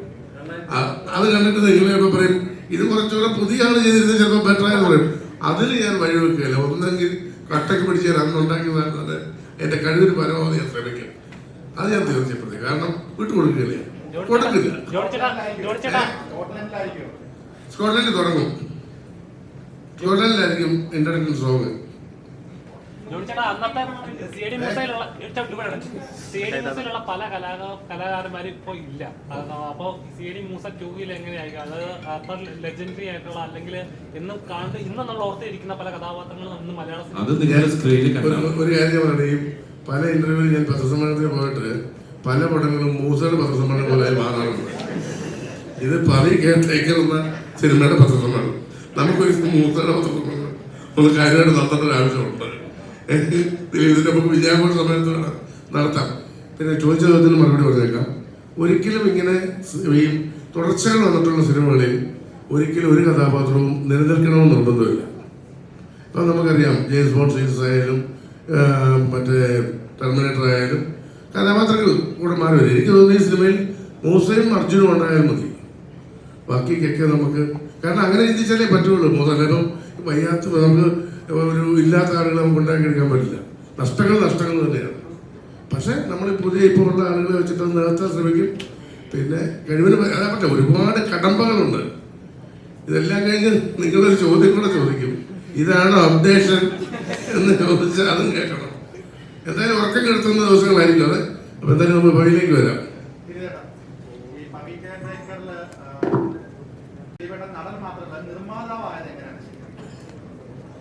നിർമ്മാതാവായത് രാജേഷിൻ്റെ അടുത്ത് കഥ പറഞ്ഞ് കഴിഞ്ഞ ശേഷം ഞാൻ ആദ്യം രാജേഷിൻ്റെ അടുത്ത് ചോദിച്ചത് ആരാണ് രാജേഷ് മനസ്സിൽ. കാരണം നമ്മുടെ അടുത്ത് ഒരു റൈറ്റർ കഥ പറയുമ്പോൾ അയാൾ മനസ്സിൽ സങ്കല്പിച്ച ഒരു നടനുണ്ടാവും. അപ്പോൾ അങ്ങനെ ചോദിച്ചപ്പോൾ രാജേഷിൻ്റെ മനസ്സിൽ ദിലീപേട്ടനായിരുന്നു. അപ്പോൾ രാജേഷിൻ്റെ അടുത്ത് പറഞ്ഞ മനസ്സിൽ ദിലീപേട്ടനാണ്, പക്ഷേ ദിലീപേട്ടനെ കിട്ടുമെന്ന് എനിക്ക് അറിഞ്ഞൂടാ. ഞാൻ പറഞ്ഞു എന്തായാലും ഞാൻ കഥ പറയാം ദിലീപേട്ടൻ, ഇഷ്ടമായാൽ അദ്ദേഹം ചെയ്യും, നമുക്ക് നോക്കാം എന്ന് പറഞ്ഞിട്ടാണ് ഞാൻ ദിലീപേട്ടനെ കാണുന്നത്. ആദ്യ കാഴ്ചയിൽ ആദ്യത്തെ കേൾവിയിൽ തന്നെ കഥ ഞാൻ ആദ്യം പറഞ്ഞപ്പോൾ തന്നെ ദിലീപേട്ടന് കഥ ഇഷ്ടമാവുകയും അത് കഴിഞ്ഞിട്ട് എൻ്റെ അടുത്ത് ആദ്യം ചോദിച്ചിട്ടായിരുന്നു ആരാണ് പ്രൊഡ്യൂസർ, അങ്ങനെ മനസ്സിൽ നീ ആരെങ്കിലും കണ്ടിട്ടുണ്ടോ എന്ന് ചോദിച്ചു. ഞാൻ പറഞ്ഞില്ല, ഞാൻ ആലോചിച്ചിട്ടില്ല. ദിലീപേട്ടൻ ഈ പടം കമ്മിറ്റി ആണെങ്കിൽ ദിലീപേട്ടനെ പോലൊരു താരം ഒരു സിനിമയിൽ ഉണ്ടെങ്കിൽ അതിനൊരു പ്രൊഡ്യൂസർ ഉണ്ടാകുക എന്ന് പറയുന്നത് വലിയ ബുദ്ധിമുട്ടുള്ള കാര്യമല്ല. അപ്പം ഞാൻ പറഞ്ഞു തീർച്ചയായിട്ടും ഞാൻ വേണമെങ്കിൽ ഞാൻ നോക്കണ്ട, ഞാൻ പ്രൊഡ്യൂസ് ചെയ്തോളാം എന്നുള്ളത് എൻ്റെ ആദ്യത്തെ മീറ്റിങ്ങിൽ തന്നെ എനിക്ക് കിട്ടിയ ഒരു ഉറപ്പാണ്. അത് നമ്മുടെ ഒരു കോൺഫിഡൻസിനെയും കൂടെ ഭയങ്കരമായിട്ട് ബൂസ്റ്റ് ചെയ്യുന്ന ഒരു കാര്യമാണ്. നമ്മളൊരു കഥ പറയാൻ ചെല്ലുകയും ആ കഥ ഇഷ്ടമായി അത് പ്രൊഡ്യൂസ് ചെയ്യാൻ കൂടെ തയ്യാറാവുമ്പോൾ നമുക്കത് വളരെ പോസിറ്റീവായിട്ടുള്ളൊരു കാര്യമായിട്ടുള്ളത്. ഈ നടനെന്ന ദിലീപേട്ടൻ നമുക്ക് എല്ലാവർക്കും അറിയാം. ഒരു നിർമ്മാതാവ് എന്നുള്ള ദിലീപേട്ടൻ എങ്ങനെയാണ്? ഇപ്പൊ 60 ദിവസം പറഞ്ഞ എന്തിനാണ് 60 ദിവസം, നമുക്ക് 55 കൊണ്ട് തീർത്തുകൂടെ ചോദിക്കുന്ന ഒരു വ്യക്തിയാണ്. എങ്ങനെയാണ് ശാസ്ത്രജ്ഞ ദിലീപേട്ടൻ എങ്ങനെയാണ്? 67 55 അത് ഞങ്ങൾക്ക് മഴ ഒരു വിഷയമായിട്ടുണ്ടായിരുന്നു. പിന്നെ ഇടയ്ക്ക് ദിലീപേട്ടൻ പ്രൊഡ്യൂസറാന്നുള്ള കാര്യം മറന്നുപോകും. അപ്പോൾ വരുന്ന സമയമൊക്കെ 10 മണിയൊക്കെ ആവും. രാവിലെ 7 മണിക്ക് ഞങ്ങൾ റെഡി ആയിട്ടിരിക്കും. ഇത് കഴിഞ്ഞിട്ട് ഈ സിനിമയ്ക്കൊക്കെ ഞാൻ 8 മണിക്കൊക്കെ എന്നെ കണ്ടിട്ടുണ്ട്. CID മൂസൊക്കെ ഞാൻ 11-12 മണിക്കാ ചെല്ലണേ ആദ്യത്തെ പടത്തിന്. ഇല്ലേ ജോണി? പക്ഷേ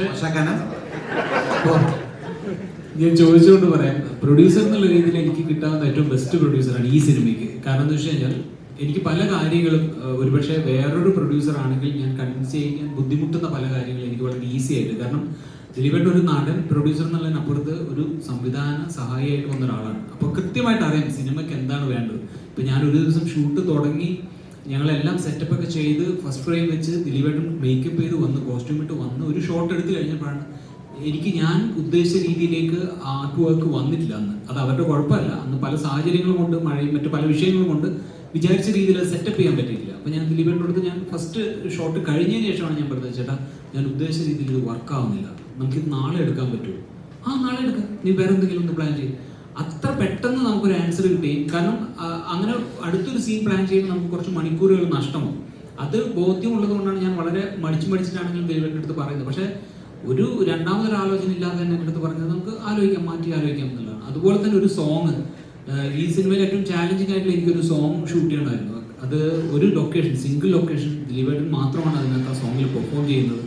അപ്പോൾ അതിനെ എങ്ങനെ ഓവർകം ചെയ്യാം, ആ സോങ്ങിൻ്റെ ഇമോഷൻ എങ്ങനെ കൃത്യമായിട്ട് കൊണ്ടുവരാമെന്ന് പല ആലോചനയിൽ നിന്നാണ് നമ്മൾ ഷൂട്ടിംഗ് തുടങ്ങി കുറച്ച് നേരം വർക്ക് ചെയ്ത് ബൃന്ദാ മാസ്റ്ററായിരുന്നു ഷൂട്ട് ചെയ്യുന്നത്. അപ്പോൾ കുറച്ച് കഴിഞ്ഞപ്പോൾ മാസ്റ്റർ അടുത്ത് ഞാൻ പറഞ്ഞു, മാസ്റ്റർ ഞാൻ ഉദ്ദേശിച്ച രീതിയിലല്ല ഇപ്പോൾ സോങ് മുമ്പോട്ട് പോകുന്നത്, നമുക്കൊന്ന് ബ്രേക്ക് ചെയ്തിട്ട് അടുത്ത സ്കെഡ്യൂളിൽ നമുക്ക് കണ്ടിന്യൂ ചെയ്യാം എന്ന് പറഞ്ഞ് ഞാൻ ദിലീപേട്ടൻ്റെ അടുത്ത് ഈ വിഷയം പറഞ്ഞപ്പോൾ ദിലീപേട്ടൻ പ്രൊഡ്യൂസർ ദിലീപേട്ടനാണ് ഞാൻ പറയുന്നത്. പ്രൊഡ്യൂസർ ദിലീപേട്ടന് ഒരു രണ്ടാമതൊരു ആലോചനയില്ല. ഓക്കെ, കാരണം അത്രമാത്രം ഒരു ഡയറക്ടർ എന്നുള്ള രീതിയിൽ എനിക്ക് സപ്പോർട്ട് കിട്ടിയിട്ടുണ്ട്. ഇപ്പം വിനീപ്രോ തന്നെ തിയേറ്ററിൽ ഏറ്റവും എൻജോയ് ചെയ്ത് കണ്ട ഒരു താരത്തിനെയാണ് ഇപ്പൊ ഈ കാലഘട്ടത്തിൽ വീണ്ടും കോമഡിക്ക് വേണ്ടി കൊണ്ടുവരിക. അപ്പോഴേക്കും ബേസിക്കലി മലയാളിയുടെ ചിരി തന്നെ മാറുന്ന ഒരു കാലഘട്ടമാണ്. അതിന്റെ ആസ്വാദനത്തിന്റെ നിലവാരം തന്നെ മാറിക്കൊണ്ടിരിക്കുന്ന ഒരു കാലഘട്ടം. അപ്പോഴേക്കും ഈ താരത്തിനെ എങ്ങനെയായിരുന്നു റീപ്ലേസ് ചെയ്യുക എന്നൊരു ചിന്തയാണ്. നമ്മളെപ്പോഴും ഒരു സിനിമ ആലോചിക്കുമ്പോൾ ഇത് ഈ കാലഘട്ടത്തിന്റെ പ്രഷറോ അല്ലെങ്കിൽ ഇത് ഈ കാലത്ത് വർക്കാവോ ഇങ്ങനെ ആലോചിച്ചിട്ടല്ല. ഞാനെന്ന് പറയുന്ന ഒരു പ്രേക്ഷകനും കൂടിയാണ്. അപ്പോൾ എനിക്ക് എൻജോയ് ചെയ്യാൻ പറ്റുന്ന ഒരു കഥയാണ് ഞാൻ സിനിമയായിട്ട് ചെയ്യുന്നത്. ഇപ്പോൾ ഡിയർ ഫ്രണ്ട് ചെയ്യുന്ന സമയത്ത് എൻ്റെ പേഴ്സണൽ ഫേവറേറ്റ് സിനിമകളൊന്നാണ്. അത് എനിക്കിഷ്ടമാണ് അത്തരം സിനിമകൾ എക്സിക്യൂട്ട് ചെയ്യുന്നത്. അതുകൊണ്ടാണ് ഞാൻ ആ സിനിമ ചെയ്തത്. അത് കഴിഞ്ഞിട്ട് ടോട്ടലി ഒരു എന്റർടൈൻമെന്റ് ഒരു സ്ക്രിപ്റ്റാണ് എൻ്റെ അടുത്ത് വരുന്നത്. ആ സ്ക്രിപ്റ്റിലാണ് ഞാൻ ദിലീപേട്ടനെ പ്ലേസ് ചെയ്യുന്നത്. ദിലീപേട്ടനെ വെച്ചിട്ട് അടുത്ത സിനിമ ചെയ്യണം എന്നുള്ളൊരു പ്ലാനിൽ എൻ്റെ 3ാമത്തെ സിനിമ സംഭവിച്ചതല്ല. ഇതെൻ്റെ 2ാമത്തെ സിനിമയായിട്ടാണ് ഞാൻ തുടങ്ങിയിരുന്നത്. കാരണം ഞങ്ങളിത് 2018 അവസാനമാണ് ഞാൻ ദിലീപേട്ടൻ്റെ അടുത്ത് കഥ പറയുന്നത്. കഥ പറഞ്ഞ് നിങ്ങൾ വിചാരിക്കരുത് 2018 എഴുതിയ സ്ക്രിപ്റ്റ് ഞാൻ 2024 ഷൂട്ട് ചെയ്തതാണ്. അന്ന് തൊട്ട് ഞങ്ങൾ ഇതിൻ്റെ ഒരു 10-12 ഡ്രാഫ്റ്റുകൾ ഉണ്ടാക്കിയിട്ടുണ്ട്. രാജേഷ് എൻ്റെ അടുത്ത് 2 മാസത്തോണ്ട് ഒരു സ്ക്രിപ്റ്റ് എഴുതി തരാമെന്ന് പറഞ്ഞ് വന്ന ആളാണ്. പക്ഷേ 2 മാസം കഴിഞ്ഞപ്പോൾ ഞാൻ ഇതിൻ്റെ കറക്ഷൻ തുടങ്ങി. ഒരു മടിയില്ലാതെ രാജേഷ് ഞാൻ എന്താണോ പറയുന്നത് ബൗൺസ് ചെയ്യുന്നത് അതെനിക്ക് അതിൻ്റെ ഒരു ഇരട്ടി ഇതായിട്ട്, കാരണം അത്ര മനോഹരമായ സംഭാഷണമുള്ള ഒരു സിനിമയാണ്. അത് അപ്ഡേറ്റഡ് ആണ് എന്നുള്ളത് നമുക്ക് സിനിമ കാണുമ്പോൾ മനസ്സിലാവും. പിന്നെ ഈ സിനിമയുടെ ഒരു സ്വഭാവം, ഈ ക്യാരക്ടർ നേരത്തെ പറഞ്ഞ പോലെ പവിത്രൻ ഒരു 10-18 വർഷം ഗൾഫിൽ ജീവിച്ച് അത് കഴിഞ്ഞ് ഇവിടെ നാട്ടിലെത്തി. ഞങ്ങളുടെ ട്രെയിലറിൽ തന്നെ ഉണ്ട്. ഇപ്പം നേരത്തെ അദ്ദേഹം ചോദിച്ചതുപോലെ അപ്ഡേറ്റഡ് ആയിക്കൂടെ എന്ന് പവിത്രൻ്റെ അടുത്ത് ചോദിക്കുന്നുണ്ട് ഒരു കഥാപാത്രം. അപ്പം അത് ആ സിനിമയിൽ ഒരു ചെറിയൊരു വിൻറ്റേജ് ദിലീപേട്ടനെ നമുക്ക് കാണാം. അത് എന്തുകൊണ്ടാണെന്ന് വെച്ച് കഴിഞ്ഞാൽ ആ ക്യാരക്ടർ അങ്ങനെയാണ്. അയാൾ എവിടെയോ ഈ പറയുന്ന 90-കളിൽ 80-കളിലൊക്കെയാണ് അയാളുടെ മനസ്സിപ്പോഴും. അയാൾ ഇപ്പോഴും ആകാശവാണി കേൾക്കുന്ന ഒരാളാണ്, പഴയ ഹിന്ദി പാട്ടുകൾ കേൾക്കുന്ന ഒരാളാണ്. അയാൾക്ക് പ്രണയമോ അല്ലെങ്കിൽ മറ്റ് ഇന്നത്തെ ഒരു രീതിയിലുള്ള ഒരു ആൺപെൺ സൗഹൃദത്തെ അയാൾക്ക് ആ രീതിയിൽ നോക്കിക്കാണാൻ പറ്റില്ല. അപ്പോൾ അയാൾ അങ്ങനെയുള്ള ഒരാൾ കെയർ ടേക്കറായി നിന്നാൽ എന്തുണ്ടാവും? അല്ലെങ്കിൽ തന്നെ നമുക്കറിയാം നമ്മുടെ ബാച്ചിലേഴ്സ് ആയിട്ടുള്ള നമ്മുടെ സുഹൃത്തുക്കൾ പറയും ഇവിടുത്തെ ഫ്ലാറ്റുകളിലൊന്നിലും ഈ പറയുന്ന രീതിയിൽ ബാച്ചിലേഴ്സ് കൊടുക്കുന്നില്ല, വളരെ അപൂർവം ഫ്ലാറ്റുകളെ കൊടുക്കുന്നുള്ളൂ. അവിടെയാണ് ഇതുപോലത്തെ ഒരു കെയർ ടേക്കർ. അപ്പോൾ അങ്ങനെ ഒരു കെയർ ടേക്കർ ഉണ്ടാകുമ്പോൾ സ്വാഭാവികമായിട്ട് അവിടെ ഉണ്ടാകുന്ന കുറേ സംഭവങ്ങൾ ഉണ്ടാവുമല്ലോ. അതാണ് അയാൾ ഒരു ഗ്രേ ഷെയ്ഡിൽ നിന്ന് തുടങ്ങി അയാളിൽ എങ്ങനെ അയാൾ അപ്ഡേറ്റഡ് ആവുന്നു എന്നുള്ളതാണ് സിനിമ. അപ്പോൾ ആ സിനിമയിൽ ഒരു വിന്റേജ് സ്വഭാവം നമുക്കിങ്ങനെ കാണാം. ത്രൂഔട്ട് നമ്മുടെ മ്യൂസിക്കിലായാലും ഞാൻ ഇതിൻ്റെ അടുത്ത് പറഞ്ഞിരുന്നത് സോങ് ചെയ്യുന്ന സമയത്ത് ജോൺസൺ മാഷിനെ മനസ്സിൽ ധ്യാനിച്ച് തുടങ്ങിക്കോ. കാരണം നമുക്കൊരിക്കലും അതുപോലുള്ള മാസ്റ്റേഴ്സിന്റെ സോങ് ഉണ്ടാക്കാൻ പറ്റില്ല. പക്ഷേ നമുക്ക് അങ്ങനെയുള്ള ഒരു മ്യൂസിക് സ്ട്രക്ചറൊക്കെയാണ് ഇതിന്റെ ബാക്ക്ഗ്രൗണ്ട് സ്കോറിലും ഒക്കെ നമ്മൾ പലപ്പോഴും യൂസ് ചെയ്തിട്ടുള്ളത്. അത് വളരെ ഇൻട്രസ്റ്റിംഗ് ആയിട്ടാണ് യൂസ് ചെയ്യുന്നത്, അല്ലാതെ പഴയ ഒരു സിനിമയുടെ രീതിയിലല്ല സിനിമയുടെ പോക്ക്. അത് ഞങ്ങൾക്ക് കാണുമ്പോൾ മനസ്സിലാവും. ഇവിടെ ഇപ്പൊ നമ്മള് സംസാരിക്കുന്നുണ്ടെങ്കിൽ 2-3 പ്രാവശ്യം ചിരിച്ചില്ല, അല്ലെ? പൊട്ടിച്ചിരിച്ചു നമ്മള്. അത് എന്തുകൊണ്ടാണ്? ഈ സിറ്റുവേഷനിൽ അത് പെട്ടെന്ന് വർക്കൗട്ട് ആയതൊന്നല്ലേ, അല്ലേ? ആ ഒരു സിറ്റുവേഷൻ തമാശകള് നമുക്ക് എല്ലാവർക്കും അത് ആ ഒരു ടൈമിങ്ങിൽ നമുക്ക് കറക്റ്റ് ആണെങ്കിൽ നമ്മൾ ചിരിച്ചിട്ടുണ്ട്. അത് ഏത് കാലഘട്ടത്തിൽ അതിൻ്റെതായ രീതിയിൽ ഇതിന്റെ ആ ഒരു ട്രീറ്റ്മെന്റിലാണ് കുറച്ച് വ്യത്യാസങ്ങൾ സംഭവിച്ചിരിക്കുന്നത്. സിറ്റുവേഷൻ കോമഡി എപ്പോഴും വർക്കൗട്ട് ആവുന്ന കാര്യങ്ങൾ തന്നെയാണ്, അല്ലേ? പിന്നെ ഈ കോമഡി സിനിമകളിൽ എപ്പോഴും ഞാൻ ശ്രദ്ധിച്ചിട്ടുണ്ട്, ഞാൻ പലപ്പോഴും തിയേറ്ററിൽ പൊട്ടിച്ചിരിക്കുന്ന സിനിമകൾ കാണാൻ പോയിട്ട് എനിക്ക് വളരെ അപൂർവ സ്ഥലത്താണ് ചിരിക്കുന്നത്. ചിലപ്പോൾ ആരും ചിരിക്കുന്ന സ്ഥലത്താണ് ഞാൻ ചിരിക്കുന്നത്. അപ്പോൾ എല്ലാതരം ചിരികളും ഡിമാൻഡ് ചെയ്യുന്നുണ്ട് ഈ സിനിമ. കാരണം ഒരുപക്ഷെ നിങ്ങൾ എൻജോയ് ചെയ്യുന്നതായിരിക്കില്ല തൊട്ടടുത്ത ആൾ ചിരിക്കുന്നത്. അങ്ങനെ പല കാറ്റഗറി ഓഫ് ഹ്യൂമർ ഇതിൽ വർക്കൗട്ട് ചെയ്യുന്നുണ്ട്. ത്രൂ ഔട്ട് നിങ്ങൾക്ക് ഒരു ചെറിയ ചിരിയോടുകൂടി കണ്ടിരിക്കാൻ പറ്റുകയും ചില സ്ഥലത്തൊക്കെ പൊട്ടിച്ചിരികൾ കിട്ടാവുന്ന ഒരു സിനിമയാണ്. എവിടേക്കോ നിങ്ങളുടെ മനസ്സിനെ സ്പർശിച്ചു പോകുന്ന പവിത്രൻ ഞാൻ പറഞ്ഞില്ല, ഒരു ഗ്രേ ഷെയ്ഡിൽ തുടങ്ങി അദ്ദേഹത്തിന് ഒരു ക്യാരക്ടർ ആർക്കുണ്ട്. അയാൾ എവിടേക്കാണോ അപ്ഡേറ്റഡ് ആവേണ്ടത് അതെങ്ങനെ അപ്ഡേറ്റഡ് ആവുന്നു എന്നുള്ളതാണ് സിനിമ. പിന്നെ ഒരു കാര്യം, നമ്മളിതൊക്കെ പറഞ്ഞുകൊണ്ട് നിങ്ങൾ എന്നാ പിന്നെ ചിരിപ്പിക്കണം എന്ന് പറഞ്ഞിട്ട് അങ്ങനെ ഇരിക്കരുത്. നിങ്ങൾ വളരെ പ്ലെയിൻ ഒരു മനസ്സുമായിട്ട് പോയിട്ട് നിങ്ങൾ എൻജോയ് ചെയ്യണം, ഈ സിനിമ എൻജോയ് ചെയ്യണം എന്ന് പറഞ്ഞ് പോയിരിക്കണം. കുറ്റം കണ്ടുപിടിക്കാൻ ഇങ്ങനെ നോക്കിയിരുന്ന സിനിമ നമുക്ക് എൻജോയ് ചെയ്യാൻ പറ്റില്ല. ഞാനൊക്കെ ശരിക്കും ഏത് സിനിമ കാണുമ്പോഴും ആ സിനിമ എൻജോയ് ചെയ്യാനായിരിക്കണം. പിന്നീടാണ് ആ സിനിമ രണ്ടാമതിട്ട് കണ്ടാണ് ഇതിന്റെ നല്ലത് ഏതാ ചീത്ത ഏതാന്ന് പിന്നെ റെഫർ ചെയ്തുകൊണ്ടിരിക്കുന്നത്. പിന്നെ ഇപ്പം ദിലീപൻ നോക്കി കഴിഞ്ഞാൽ പണ്ട് മുതലേ സ്പോണ്ടേനിയസ് ആയിട്ട് കൗണ്ടർ പറയുന്ന പല കഥകളും നമ്മൾ കേട്ടിട്ടുണ്ട്. സോ അപ്പം ഈ ഒരു സിനിമയിലേക്ക് വരുമ്പോൾ സ്ക്രിപ്റ്റ് ഓൾറെഡി ലോക്ക്ഡ് ആണെന്ന് പറഞ്ഞു. അപ്പം അതിൽ പുള്ളിയുടെ ഒരു ഇംപ്രവൈസേഷൻ അതെങ്ങനെയുണ്ട്?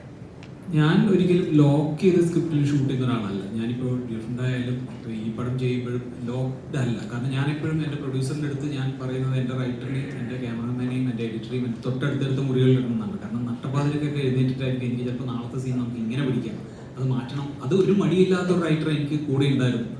അതുപോലെയാണ് എൻ്റെ എഡിറ്ററും എല്ലാം. അപ്പോൾ അങ്ങനെ ഞാൻ ഇവോൾവ് ചെയ്ത് മേക്ക് ചെയ്യുന്ന ഒരാളാണ്. ഞാനൊരു സീൻ പോലും ഞാൻ കൃത്യമായിട്ട് പഴയ പോലെ ഈ പറയുന്ന പോലെ മാർക്ക് ചെയ്ത് മിഡ് വൈഡ് മാസ്റ്റർ ഷോട്ട് അങ്ങനെ മാർക്ക് ചെയ്ത് പോയിട്ട് ഷൂട്ട് ചെയ്യുന്ന ഒരാളല്ല. ഞാൻ ആ ആക്ടറിന് ഒരു ടോട്ടൽ ഫ്രീഡം കൊടുത്ത് അവിടെ ഒരു സ്റ്റേജ് ചെയ്യുന്ന എൻ്റെ പ്രോസസ്സ് സാധാരണ എല്ലാവരും ചെയ്യുന്ന പോലെ അല്ല, ഇങ്ങനെ ചെയ്യുന്ന ഒരുപാട് പേരുണ്ട്. എനിക്ക് ഇതാണ് ഞാൻ ഏറ്റവും കംഫർട്ടബിൾ ആയിട്ടുള്ളത്. അപ്പോൾ ഞാൻ ദിലീപേട്ടൻ എന്ന് പറയുന്ന ഒരു നടൻ പവിത്രനായിട്ട് വരികയും ബാക്കിയുള്ള മറ്റ് ക്യാരക്ടേഴ്സ് എല്ലാം എത്തിയതിനു ശേഷമാണ് ആ സീൻ കൺസ്ട്രക്ട് ചെയ്യുന്നത്. അതിന് ശേഷമാണ് നമ്മളൊരു ഷോട്ട് പോലും ഞാൻ ഡിസൈഡ് ചെയ്യുന്നത്. അപ്പോൾ അത്തരത്തിൽ ചെയ്യുന്ന സമയത്ത് നമുക്കിത് വളരെ ഈസി ആയിട്ടുള്ള ഒരു പ്രോസസ്സാണ്. കാരണം അങ്ങോട്ടും ഇങ്ങോട്ടും എനിക്കിപ്പോൾ ആ ഡയലോഗ് ഓൾറെഡി രാജേഷ് എഴുതിയതിൽ തന്നെ ഒരു ഹ്യൂമർ ഉണ്ട്, അതിൻ്റെ മുകളിലാണ് ദിലീപേട്ടൻ പ്ലേ ചെയ്യുന്നത്. അപ്പോൾ അതിൻ്റെ ആഡ് ഓൺസ് വളരെ നാച്ചുറലായിട്ട് അതിനകത്ത് വരുന്നുണ്ട്. അത് ചിലപ്പോൾ ടേക്കിലായിരിക്കും വരുന്നത്.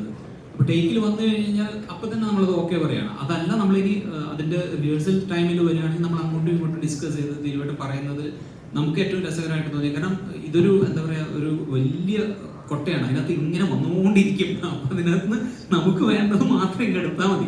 അപ്പം അങ്ങനെ വളരെ രസകരമായിട്ടുള്ളൊരു ഷൂട്ടിംഗ് അനുഭവമായിരുന്നു എനിക്ക് പേഴ്സണലി. ഒരേ സമയം ത്രില്ലറും ഈ പറഞ്ഞ അല്ലാത്ത ജോണറുകളൊക്കെ ചെയ്യുന്ന ആളാണ്. പവിന് പറയുമ്പോൾ തന്നെ എല്ലാ ഇമോഷൻസും ഉള്ള ജോണറാണ്. എങ്ങനെ അത് എക്സ്പ്ലോർ ചെയ്യാനുള്ള ഒരു ബെസ്റ്റ് തീരുമാനം? എനിക്ക് അങ്ങനെ ത്രില്ലർ ജോണറിനോട് അങ്ങനെ പ്രത്യേക അറ്റാച്ച്മെന്റ് അങ്ങനെയൊന്നുമില്ല. അങ്ങനെയുള്ള സിനിമകൾ എന്നെ തേടി വരുന്നതാണ്.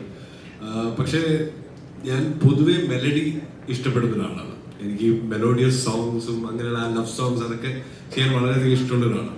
അപ്പൊ വിനീതേട്ടൻ ആക്ച്വലി ഈ കഥ വന്ന് നരേറ്റ് ചെയ്യുമ്പോൾ എൻ്റെ ഏറ്റവും വലിയ അട്രാക്ഷൻ അതായിരുന്നു. കാരണം ഈ സ്ക്രിപ്റ്റിൽ വളരെ സോഫ്റ്റ് ആയിട്ടുള്ള, വളരെ എന്താ പറയാ, ശരിക്കും പറഞ്ഞ ഒരു നമുക്ക് മനസ്സിനോട് വളരെ ചേർന്ന് നിൽക്കുന്ന കുറച്ച് പാട്ടുകൾ ചെയ്യാനുള്ള ഒരു ഓപ്പർച്യൂണിറ്റി ഉണ്ട്. എത്രമാത്രം എനിക്ക് ചെയ്യാൻ പറ്റുമെന്ന് അറിയില്ല, പക്ഷെ ആ ഒരു ചാലഞ്ച് ആയിരുന്നു എന്നെ ഈ പ്രോജക്റ്റിലേക്ക് എന്നെ ആകർഷിച്ചത്. അപ്പോൾ ചെയ്തു വന്നപ്പോഴേക്കും പിന്നെ ഞാൻ വിനീതേട്ടൻ്റെ ടേസ്റ്റും എനിക്ക് വളരെയധികം മാച്ച് ചെയ്യുന്നൊരു തരം ടേസ്റ്റ് ആയിരുന്നു അദ്ദേഹത്തിന്. അപ്പം ഈ സിനിമയിലെ സിറ്റുവേഷൻസ് വന്നു, ഞാൻ അതിന് ഒരു ട്യൂൺ കൊടുക്കുമ്പോഴും എൻ്റെ മനസ്സിലുള്ള ഒരു വിഷൻ പെട്ടെന്ന് അദ്ദേഹത്തിന് മാച്ച് ആവുന്നുണ്ടായിരുന്നു. അതായിരുന്നു ഞങ്ങൾ തമ്മിലുള്ള ഒരു സിങ്കിന്റെ ഒരു സുഖം ഈ സിനിമയിലുണ്ടായിരുന്നു. അത് സ്കോറിങ്ങിലുണ്ടായിരുന്നു. സ്കോറിങ്ങിലും ചിലതിന് കുറച്ച് ഹെവിയാണ്, ചിലതിന് വളരെ ഇങ്ങനെ സോഫ്റ്റ് ആയിട്ട് പിടിക്കാമെന്ന് ഞാൻ പറയുമ്പോൾ അദ്ദേഹത്തിന് എൻ്റെ ആ ഒരു വിഷൻ മനസ്സിലാവുന്നുണ്ടായിരുന്നു. അത് പിന്നെ സിനിമയ്ക്കും വളരെയധികം അങ്ങനെയുള്ള കുറെ മൂമെന്റ്സ് ഉണ്ട്, നല്ല രസകരമായിട്ടുള്ള കുറച്ച് ലൗഡായിട്ടുള്ള മൂമെന്റ്സ് ഉണ്ട്, അതുപോലെ വളരെ സോഫ്റ്റ് ആയിട്ട് ചെയ്യാൻ പറ്റുന്നത്. അപ്പൊ ആ ഒരു ജോണർ എക്സ്പ്ലോർ ചെയ്യാൻ ഒരു എക്സൈറ്റ്മെന്റ് ആയിരുന്നു. അത് ഒരു പരിധി വരെ അതിൽ വിജയിച്ചിട്ടുണ്ടെന്നാണ് എൻ്റെ വിശ്വാസം. ഇപ്പോ 2010 ഇയർക്കോസർ എടുപ്പിച്ചിട്ടുണ്ടായിരുന്നു 100ാമത്തെ സിനിമയിൽ. ചരിത്രാവർത്തിക്കൊക്കെ നമുക്ക് പ്രാർത്ഥിക്കാം, അല്ലേ? നിങ്ങളുടെ സപ്പോർട്ടാണ് അതിനാവശ്യം. നമ്മൾ സിനിമ ഉണ്ടാക്കി, സിനിമ നാളെ കഴിഞ്ഞ് നിങ്ങളുടെ മുമ്പിലേക്ക് വരികയാണ്. ഇലക്ഷൻ്റെ ദിവസമാണ്, അന്ന് നമുക്ക് ഒഴിവാണ്. നിങ്ങൾ വോട്ടൊക്കെ ചെയ്തതിന് ശേഷം നേരെ തിയേറ്ററിലേക്ക് വരിക, നമുക്കിത് എൻജോയ് ചെയ്യാം. ആ ഒരു മനസ്സോടുകൂടി വരിക, നമ്മൾ അടിച്ചു പൊളിക്കാം. എന്നാൽ അല്ലാത്ത പൊളിക്കലല്ല, അല്ലേ? ഡയറക്ടർ പറയണ്ടായി, ഇതൊരു ഗ്രേ ഷെയ്ഡിൽ നിന്ന് തുടങ്ങി കഥാപാത്രം മാറുന്നതാണ് ഈ സിനിമ. ഇതിന്റെ ടൈറ്റിൽ ഡിസൈൻ നോക്കി കഴിഞ്ഞാൽ 3 ഹൃദയം കൊടുത്തിട്ടുണ്ട്. 5 നായകന്മാരുണ്ട്. ഇതൊരു പ്രണയകഥയാണ്. കഥയാണ്. പവിത്രൻ അയാൾ ഒരിക്കലും വിചാരിക്കാത്ത ഒരവസ്ഥയിൽ അയാൾ ഒരു പ്രണയത്തിൽപ്പെടുന്നത് തന്നെയാണ് അതിൻ്റെ. ഇതൊരു റൊമാൻറ്റിക് കോമഡി, സസ്പെൻസ് എന്നൊക്കെ പറയുന്ന സാധനങ്ങളുള്ള സംഭവം തന്നെയാണ്. ദിലീപേട്ട ഇപ്പൊ സോഷ്യൽ മീഡിയയിൽ ഇപ്പം ട്രെയിലർ ഇറങ്ങിയതിന് ശേഷം വൈറലായ ഒരു ഡയലോഗ്, അതായത് ദിലീപേട്ടൻ്റെ സൂപ്പർ മാർക്കറ്റിൽ ഇരിക്കുമ്പോൾ പറഞ്ഞ ഡയലോഗാണ്. അതായത് ഇപ്പോൾ ഒരു ആണിനും പെണ്ണിനും പ്രണയിക്കാൻ മാത്രമല്ല, 2 സുഹൃത്തുക്കളായിട്ടും ഇരിക്കാം. അതിപ്പോൾ സോഷ്യൽ മീഡിയ നല്ല വൈറലായിക്കൊണ്ട് ഓടിക്കൊണ്ടിരിക്കുകയാണ്. ശരിക്കും അത് അങ്ങനത്തെ ഒരു മെസ്സേജ് അല്ല, അതായത് ഒരു പ്രണയം മാത്രമല്ല, അങ്ങനത്തെ ഒരു മെസ്സേജ് സിനിമയാണോ?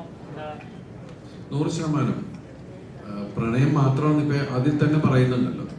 ഒരാണും പെണ്ണും സംസാരിച്ചു കഴിഞ്ഞാൽ ഉടനെ അത് പ്രണയമല്ല. എനിക്ക് ഒരുപാട് സ്ത്രീ സുഹൃത്തുക്കളുള്ള ഒരാളാണ്. അതിൻ്റെ ഇടയിൽ പ്രണയമൊന്നും ഉണ്ടാവില്ല. കാണുന്നവരുടെ കാഴ്ചപ്പാട്ട് വിഷയങ്ങൾ. പക്ഷെ ഒരാണും പെണ്ണും തമ്മിൽ സംസാരിക്കാന്ന് പറഞ്ഞാൽ പണ്ടത്തെ പോലെ ഇപ്പൊ എഴാന്ന് നമ്മളെ വിളിക്കുന്നത് നമ്മുടെ പെൺസുഹൃത്തിനെയാണ്. അത്രയും വ്യത്യാസങ്ങൾ സംഭവിച്ചിട്ടില്ല. എടാ എടി എന്ന് വിളിക്കുന്നത് അതിനൊരു ഇതുമില്ല. അപ്പൊ ഭയങ്കര ബോണ്ടാണ് ശരിക്കും പറഞ്ഞാല് ബോയ്സ് ആൻഡ് ഗേൾസ്, അല്ലെങ്കിൽ ആണും പെണ്ണും എന്ന് പറയുന്ന സംഭവം. ഭയങ്കര സപ്പോർട്ടീവായിട്ട് നിൽക്കുന്ന എത്ര സുഹൃത്തുക്കളുണ്ട്, അല്ലേ? നമുക്ക് എല്ലാവർക്കും പരിചയമുള്ള കാര്യം. നമുക്ക് ചിലപ്പോൾ വീട്ടിൽ പറയാൻ പറ്റാത്തൊരു സങ്കടം നമ്മുടെ ആ പെൺ സുഹൃത്തിനോട് നമുക്ക് പറയാൻ പറ്റും. അവരത് കണ്ട് ഇനി അയാൾക്കൊരു എന്താ പറയാ ഫാമിലി കാര്യങ്ങളുടെ പോലെ അതിൽ സപ്പോർട്ട് ചെയ്യുന്ന എത്ര പെൺ സുഹൃത്തുക്കളുണ്ട്. അപ്പൊ അതിനകത്ത് അതെല്ലാം കൂടി പറയുന്ന ഒരു സിനിമ തന്നെയാണ് ഇത്. ശരിക്കും ഫ്രണ്ട്ഷിപ്പ് ഉണ്ട്, ലവ് ഉണ്ട് എന്നൊക്കെ പറയുന്ന ഒരു സാധനം തന്നെയാണ്.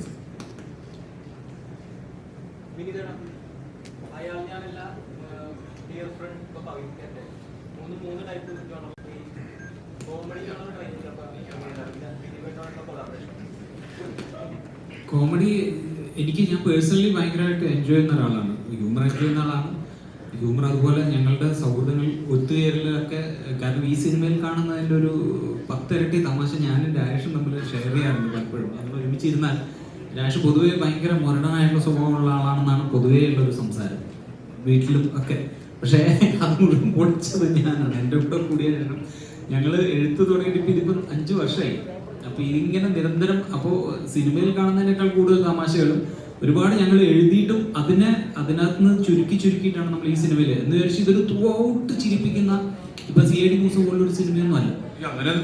ഒരു വളരെ രസകരമായിട്ട് ഇങ്ങനെ കണ്ടുപോകാവുന്ന, കാരണം പവിത്രൻ്റെതായിട്ടുള്ള ചില ചാട്ടിങ്ങളും ചില കുരുത്തക്കേടുകളൊക്കെ ഉണ്ട്. അത് നമുക്ക് ഇങ്ങനെ രസിച്ച് കണ്ടുപോകാവുന്ന ഒരു സിനിമയാണ്. എന്നിട്ട് എവിടേക്കോ പവി നമ്മുടെ ഉള്ളിലേക്ക് കയറും. അപ്പോൾ ഇപ്പം നേരത്തെ ചോദിച്ചതുപോലെ തന്നെ ഒരു സ്ത്രീ ഒരു പെൺകുട്ടിയുമായിട്ട് നമുക്ക് എപ്പോഴും പ്രണയം അല്ലെങ്കിൽ രണ്ടുപേരും സംസാരിച്ചാൽ പ്രണയം എന്നുള്ളതിനപ്പുറത്ത് സൗഹൃദവുമുണ്ട്. അപ്പം അത് തിരിച്ചറിയുന്ന ഒരുപാട് മൊമെന്റുകൾ, അങ്ങനെ ആ മൊമെന്റിലേക്ക് എത്തുന്നതൊക്കെയാണ്. അങ്ങനെ ഞാൻ കൂടുതൽ പറഞ്ഞു കഴിഞ്ഞാൽ സിനിമയുടെ എല്ലാ ഇതും പോകും. അപ്പം നിങ്ങൾ കാണുമ്പോൾ അത് മനസ്സിലാവും. തമാശ എന്ന് പറയുന്നത് എനിക്ക് ഇഷ്ടമാണ് പേഴ്സണലി. ഞാൻ ഇനി അടുത്തതൊരു തമാശ പടം ചെയ്യാം എന്ന് വിചാരിച്ചിട്ടല്ല. എനിക്ക് സ്ക്രിപ്റ്റ് ഭയങ്കരമായിട്ട് ഇഷ്ടമായി. ആദ്യം ആ കഥ കേട്ടപ്പോൾ ഞാൻ പറഞ്ഞില്ലേ, ആദ്യം ഒരു സ്ക്രിപ്റ്റ് കേൾക്കുമ്പോൾ എങ്കിലും പ്രേക്ഷകനാണ് അതിനകത്ത് ഇഷ്ടം വരുന്നത്. അപ്പം ഞാൻ ഇഷ്ടപ്പെട്ട 3 കഥകളാണ് ഞാൻ സിനിമയായിട്ട് ചെയ്തത്. അല്ലാതെ ഓരോന്ന് ഇനി അടുത്തത് മാറിപ്പിടിക്കണം അങ്ങനെ ഒരു ഫോഴ്സ്ഡ് ആയിട്ടുള്ള ഐഡിയ ഒന്നും എനിക്കില്ലായിരുന്നു. ഞാൻ പറഞ്ഞില്ലേ, ഞാൻ 2ാമത് കമ്മിറ്റ് ചെയ്യുന്ന പടമാണിത് ചേട്ടനുമായിട്ട്. പക്ഷെ സംഭവിച്ചത് DFN ആണ്. കാരണം അതിനിടയിൽ കോവിഡ് വന്നപ്പോൾ ഇടയ്ക്ക് എൻ്റെ അടുത്ത് ദിലീപേട്ടൻ ചോദിച്ചു, നമുക്കിത് വേണമെങ്കിൽ ഇപ്പോൾ OTTക്ക് വേണ്ടിയിട്ട് ചെയ്യാം, പക്ഷേ ഇത് OTT സിനിമയല്ല വിനീത്. അപ്പോൾ വിനീതിന് എന്താ തോന്നുന്നത്? ഞാൻ പറഞ്ഞു, ചേട്ടാ തീർച്ചയായിട്ടും ഇത് തിയേറ്ററിക്കൽ ഫിലിമാണ്. തിയേറ്ററിൽ തന്നെ ആളുകൾ അത് എൻജോയ് ചെയ്ത് കാണണം. ഒരു മാസ് ക്രൗഡിന് എൻജോയ് ആവുന്ന ഒരു സിനിമയാണ്. അങ്ങനെയാണ് നമ്മൾ എൻ്റെ 3ാമത്തെ സിനിമയായിട്ട് ഇത് മാറുന്നത്. ആ കോവിഡ് ടൈമിലാണ് ഞാൻ DFN ഷൂട്ട് ചെയ്തത്. അപ്പോൾ എനിക്ക് ഇഷ്ടപ്പെട്ട രീതിയിൽ തന്നെയുള്ളൊരു തമാശയാണ്, അല്ലാതെ ഞാൻ നിർബന്ധപൂർവ്വം തമാശ സിനിമ ചെയ്തതാണ്.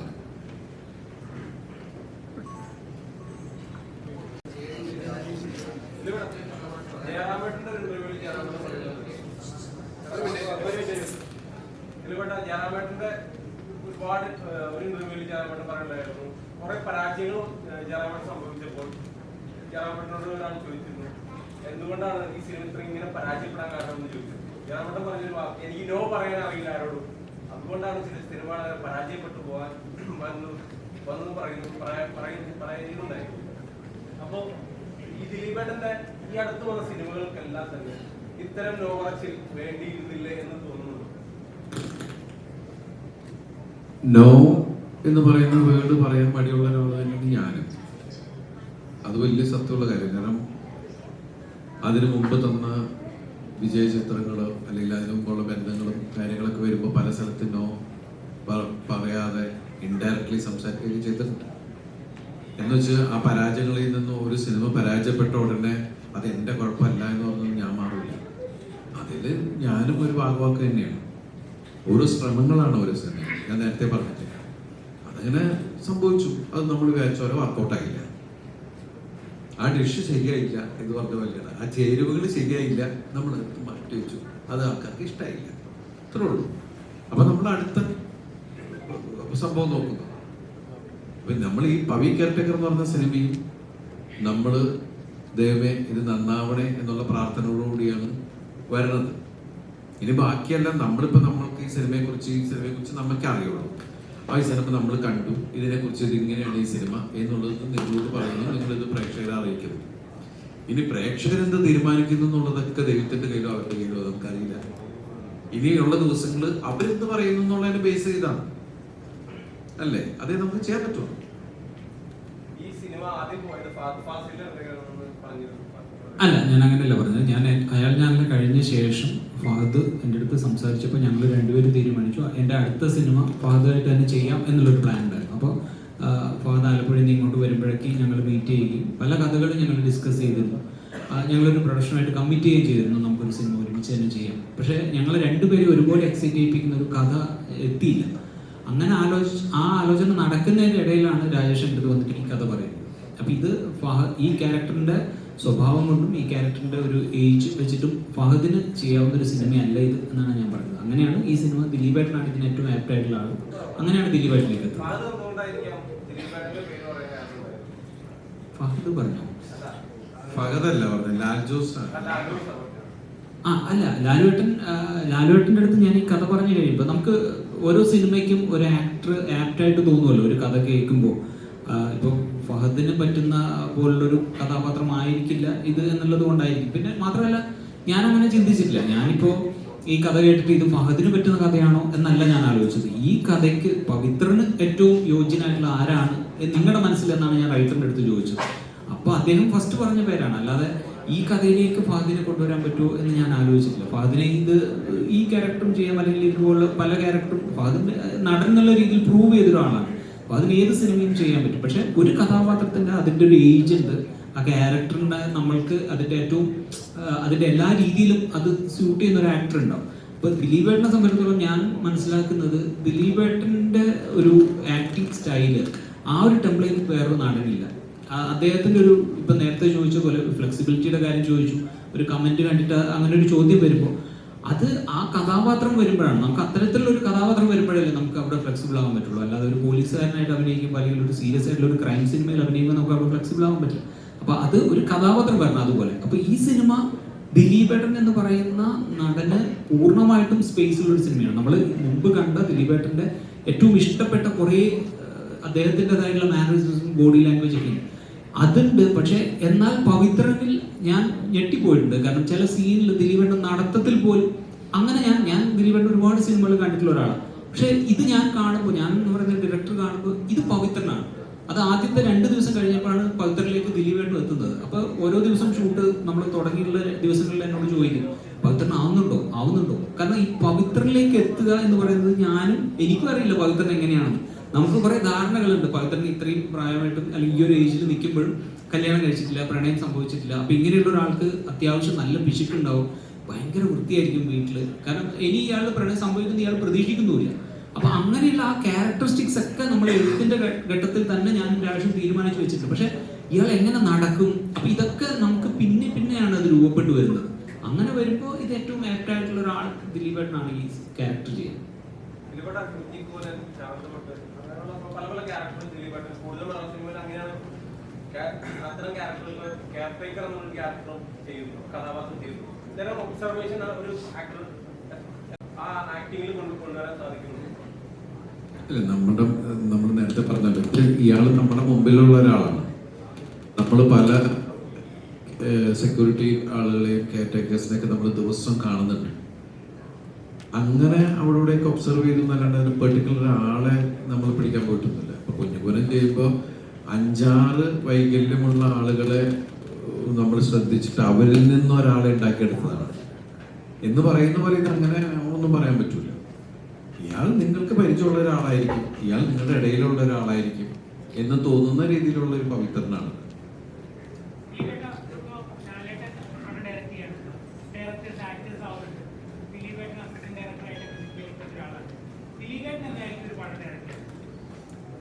അങ്ങനെ തീരുമാനമൊന്നും ആയിട്ടില്ല. എന്റർടൈനർ ആയിരിക്കും എന്തായാലും, ഞാനും പ്രതീക്ഷിക്കുന്നു.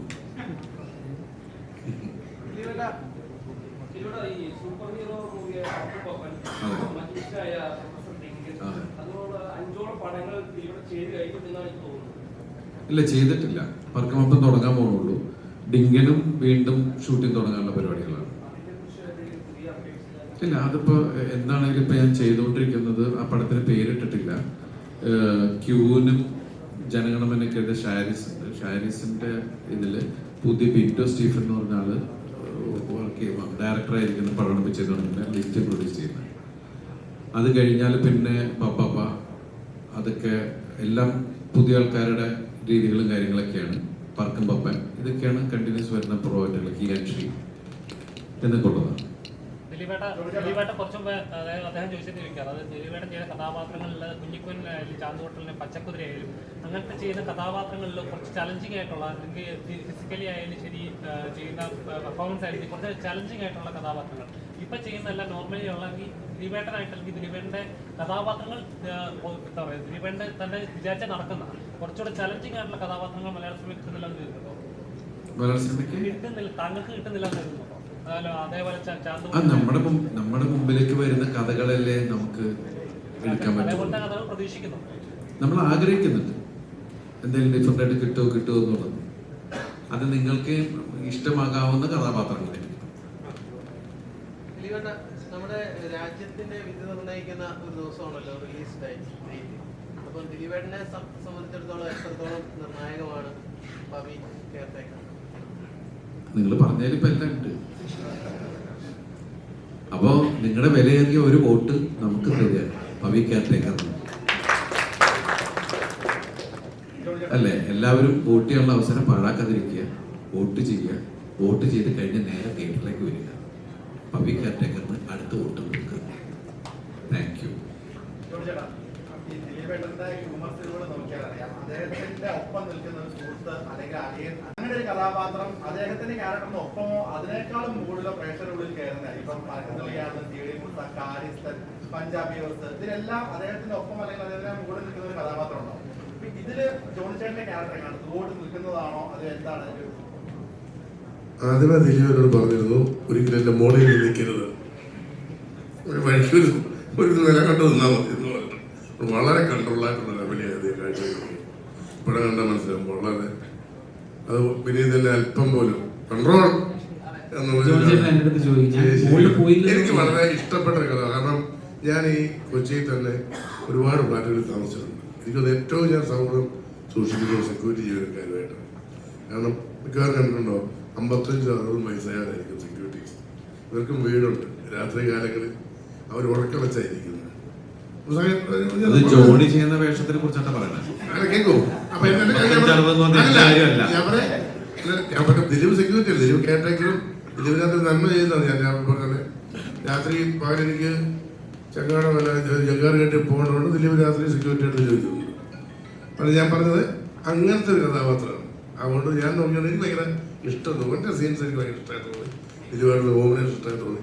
പിന്നെ ഞാൻ ചിലപ്പോൾ ആലോചിക്കും, ഒരു ദിലീപിനെ വെച്ചുള്ള സിനിമ സംവിധാനം ചെയ്തു, ഇപ്പോൾ അദ്ദേഹത്തിനോട് അഭിനയിക്കാൻ കഴിയുന്നു. അത് ഈ പറഞ്ഞ പോലെ കൂടെ ഓരോ കാലഘട്ടങ്ങളിൽ ഓരോരുത്തരും ഉണ്ടായിട്ടുണ്ടെന്ന് പറയും. അത്രയൊന്നും ആയിട്ടില്ലെങ്കിലും നാളെ ചിലപ്പോൾ എന്നെ കുറിച്ചും അങ്ങനെ പറയാം. അങ്ങനെയാണല്ലോ കാലം, ചരിത്രം. അങ്ങനെ ഉണ്ടാവട്ടെ. എന്തായാലും പവി കെയർടേക്കറിൽ ഞാൻ വളരെ ഹാപ്പിയാണ്. ഒരു കാര്യം ഞാൻ പറയുന്നു, ന്യൂസ് പറയുമ്പോൾ സാധാരണക്കാരൊക്കെ പറയും ആ ദിലീപിൻ്റെ പുതിയ പടമുണ്ടല്ലോ, അഭിനീതി ചെയ്ത പടം കണ്ടിരിക്കാൻ നല്ല രസമുണ്ട്, നന്നായിട്ട് കാണാൻ ഒരു പടമാണ് എന്ന് പറയും എന്ന് എനിക്കൊരു ഉൾവിളി തോന്നുന്നുണ്ട്. അല്ല ഞാൻ കിലുമും കിടുമെന്നൊന്നും പറഞ്ഞിട്ടില്ല കേട്ടോ. അപ്പം അല്ലേ ഇത് കാണാം. ജോണി ചേട്ടനും ദിലീപേട്ടനും ഒന്നിച്ച സിനിമയെ കുറിച്ച് നമ്മൾ ഇന്നും ഇവിടെ സംസാരിച്ചല്ലോ. അപ്പം ലൊക്കേഷനിലെ ജോണി ചേട്ടന്റെ സാന്നിധ്യം ഏതെങ്കിലും തരത്തിൽ സ്വാധീനിച്ചിട്ടുണ്ടോ? അല്ലെങ്കിൽ ഏതെങ്കിലും തരത്തിൽ അനുകൂലമായിട്ട് വന്നിട്ടുണ്ടോ സംവിധാനത്തിൽ? അല്ല, അത് ജോണി ചേട്ടൻ ഇത്രയും എക്സ്പീരിയൻസ് ആയിട്ടുള്ള ഒരു സംവിധായകൻ നടനാവുമ്പോൾ നമുക്ക് കാര്യങ്ങൾ എളുപ്പമല്ലേ. ഒരു ഡയലോഗ് അല്ലെങ്കിൽ ഒരു സീൻ വായിച്ചു കഴിയുമ്പോൾ തന്നെ ജോണി ചേട്ടൻ അറിയാതെ ഞാൻ എൻ്റെതായിട്ടുള്ള രീതിയിൽ ഞാൻ മനസ്സിൽ കണ്ട കാര്യങ്ങൾ ചെറുതായിട്ടൊന്ന് എനിക്ക് മാറ്റണം എന്ന് തോന്നിയാൽ ഞാൻ പറഞ്ഞ അപ്പം തന്നെ അത് ജോണി ചേട്ടൻ അതിനേക്കാൾ ഇരട്ടി തരും. അല്ലെങ്കിൽ കുഞ്ഞെ അതങ്ങനല്ല എന്ന് പറഞ്ഞു തരും. അപ്പോൾ അത് അങ്ങോട്ടും ഇങ്ങോട്ടും ഉള്ളൊരു ഷെയറാണ്. എനിക്ക് അദ്ദേഹത്തിൽ നിന്നും മനസ്സിലാക്കാനും പഠിക്കാനൊക്കെ കാര്യങ്ങൾ ഭയങ്കര ഹെൽപ്ഫുൾ അല്ലേ. ധോണി കുഞ്ഞേ എന്നൊക്കെയാണ് ഇപ്പൊ വിളിക്കുന്നത്. പണ്ട് മോനെ കുറിച്ചപ്പോ വേറെ എന്തോ ഒരു കുഴപ്പങ്ങൾ അല്ലേ. ദിലീപേട്ട 26-ാം തീയതി ഇലക്ഷനുമാണ്, ഈ സിനിമ ഇറങ്ങുവാണ്. രണ്ടിനും ഒരു വളരെ നിർണായകമായ ദിവസമാണ്. അപ്പം ഇനി കാണാൻ വരുന്ന പ്രേക്ഷകരോട് എന്താണ് പറയുന്നത്? പ്രിയപ്പെട്ട പ്രേക്ഷകരോട് ഏപ്രിൽ 26-ാം തീയതി നിങ്ങളുടെ അടുത്ത തിയേറ്ററിലേക്ക് പവി കെയർടേക്കർ വരികയാണ്. നിങ്ങളുടെ വിലയേറിയ സമ്മതിദാനാവകാശം രേഖപ്പെടുത്തുമ്പോൾ പവി കെയർടേക്കറെ മറക്കാതിരിക്കുക. നിങ്ങളുടെ എന്താ പറയുക, സ്നേഹത്തിൻ്റെ ഒരു കയ്യൊപ്പ് അല്ല, എന്നല്ല പറയാ ജോണി, ഒരു തലോടൽ ഞങ്ങൾക്കും തരിക, ഞങ്ങളെ അനുഗ്രഹിക്കുക. പവി കെയർടേക്കറിനെ ഒരു വലിയ വിജയമാക്കി തീർക്കാൻ നിങ്ങളും ഞങ്ങളെ സപ്പോർട്ട് ചെയ്യുക. Thanks a lot.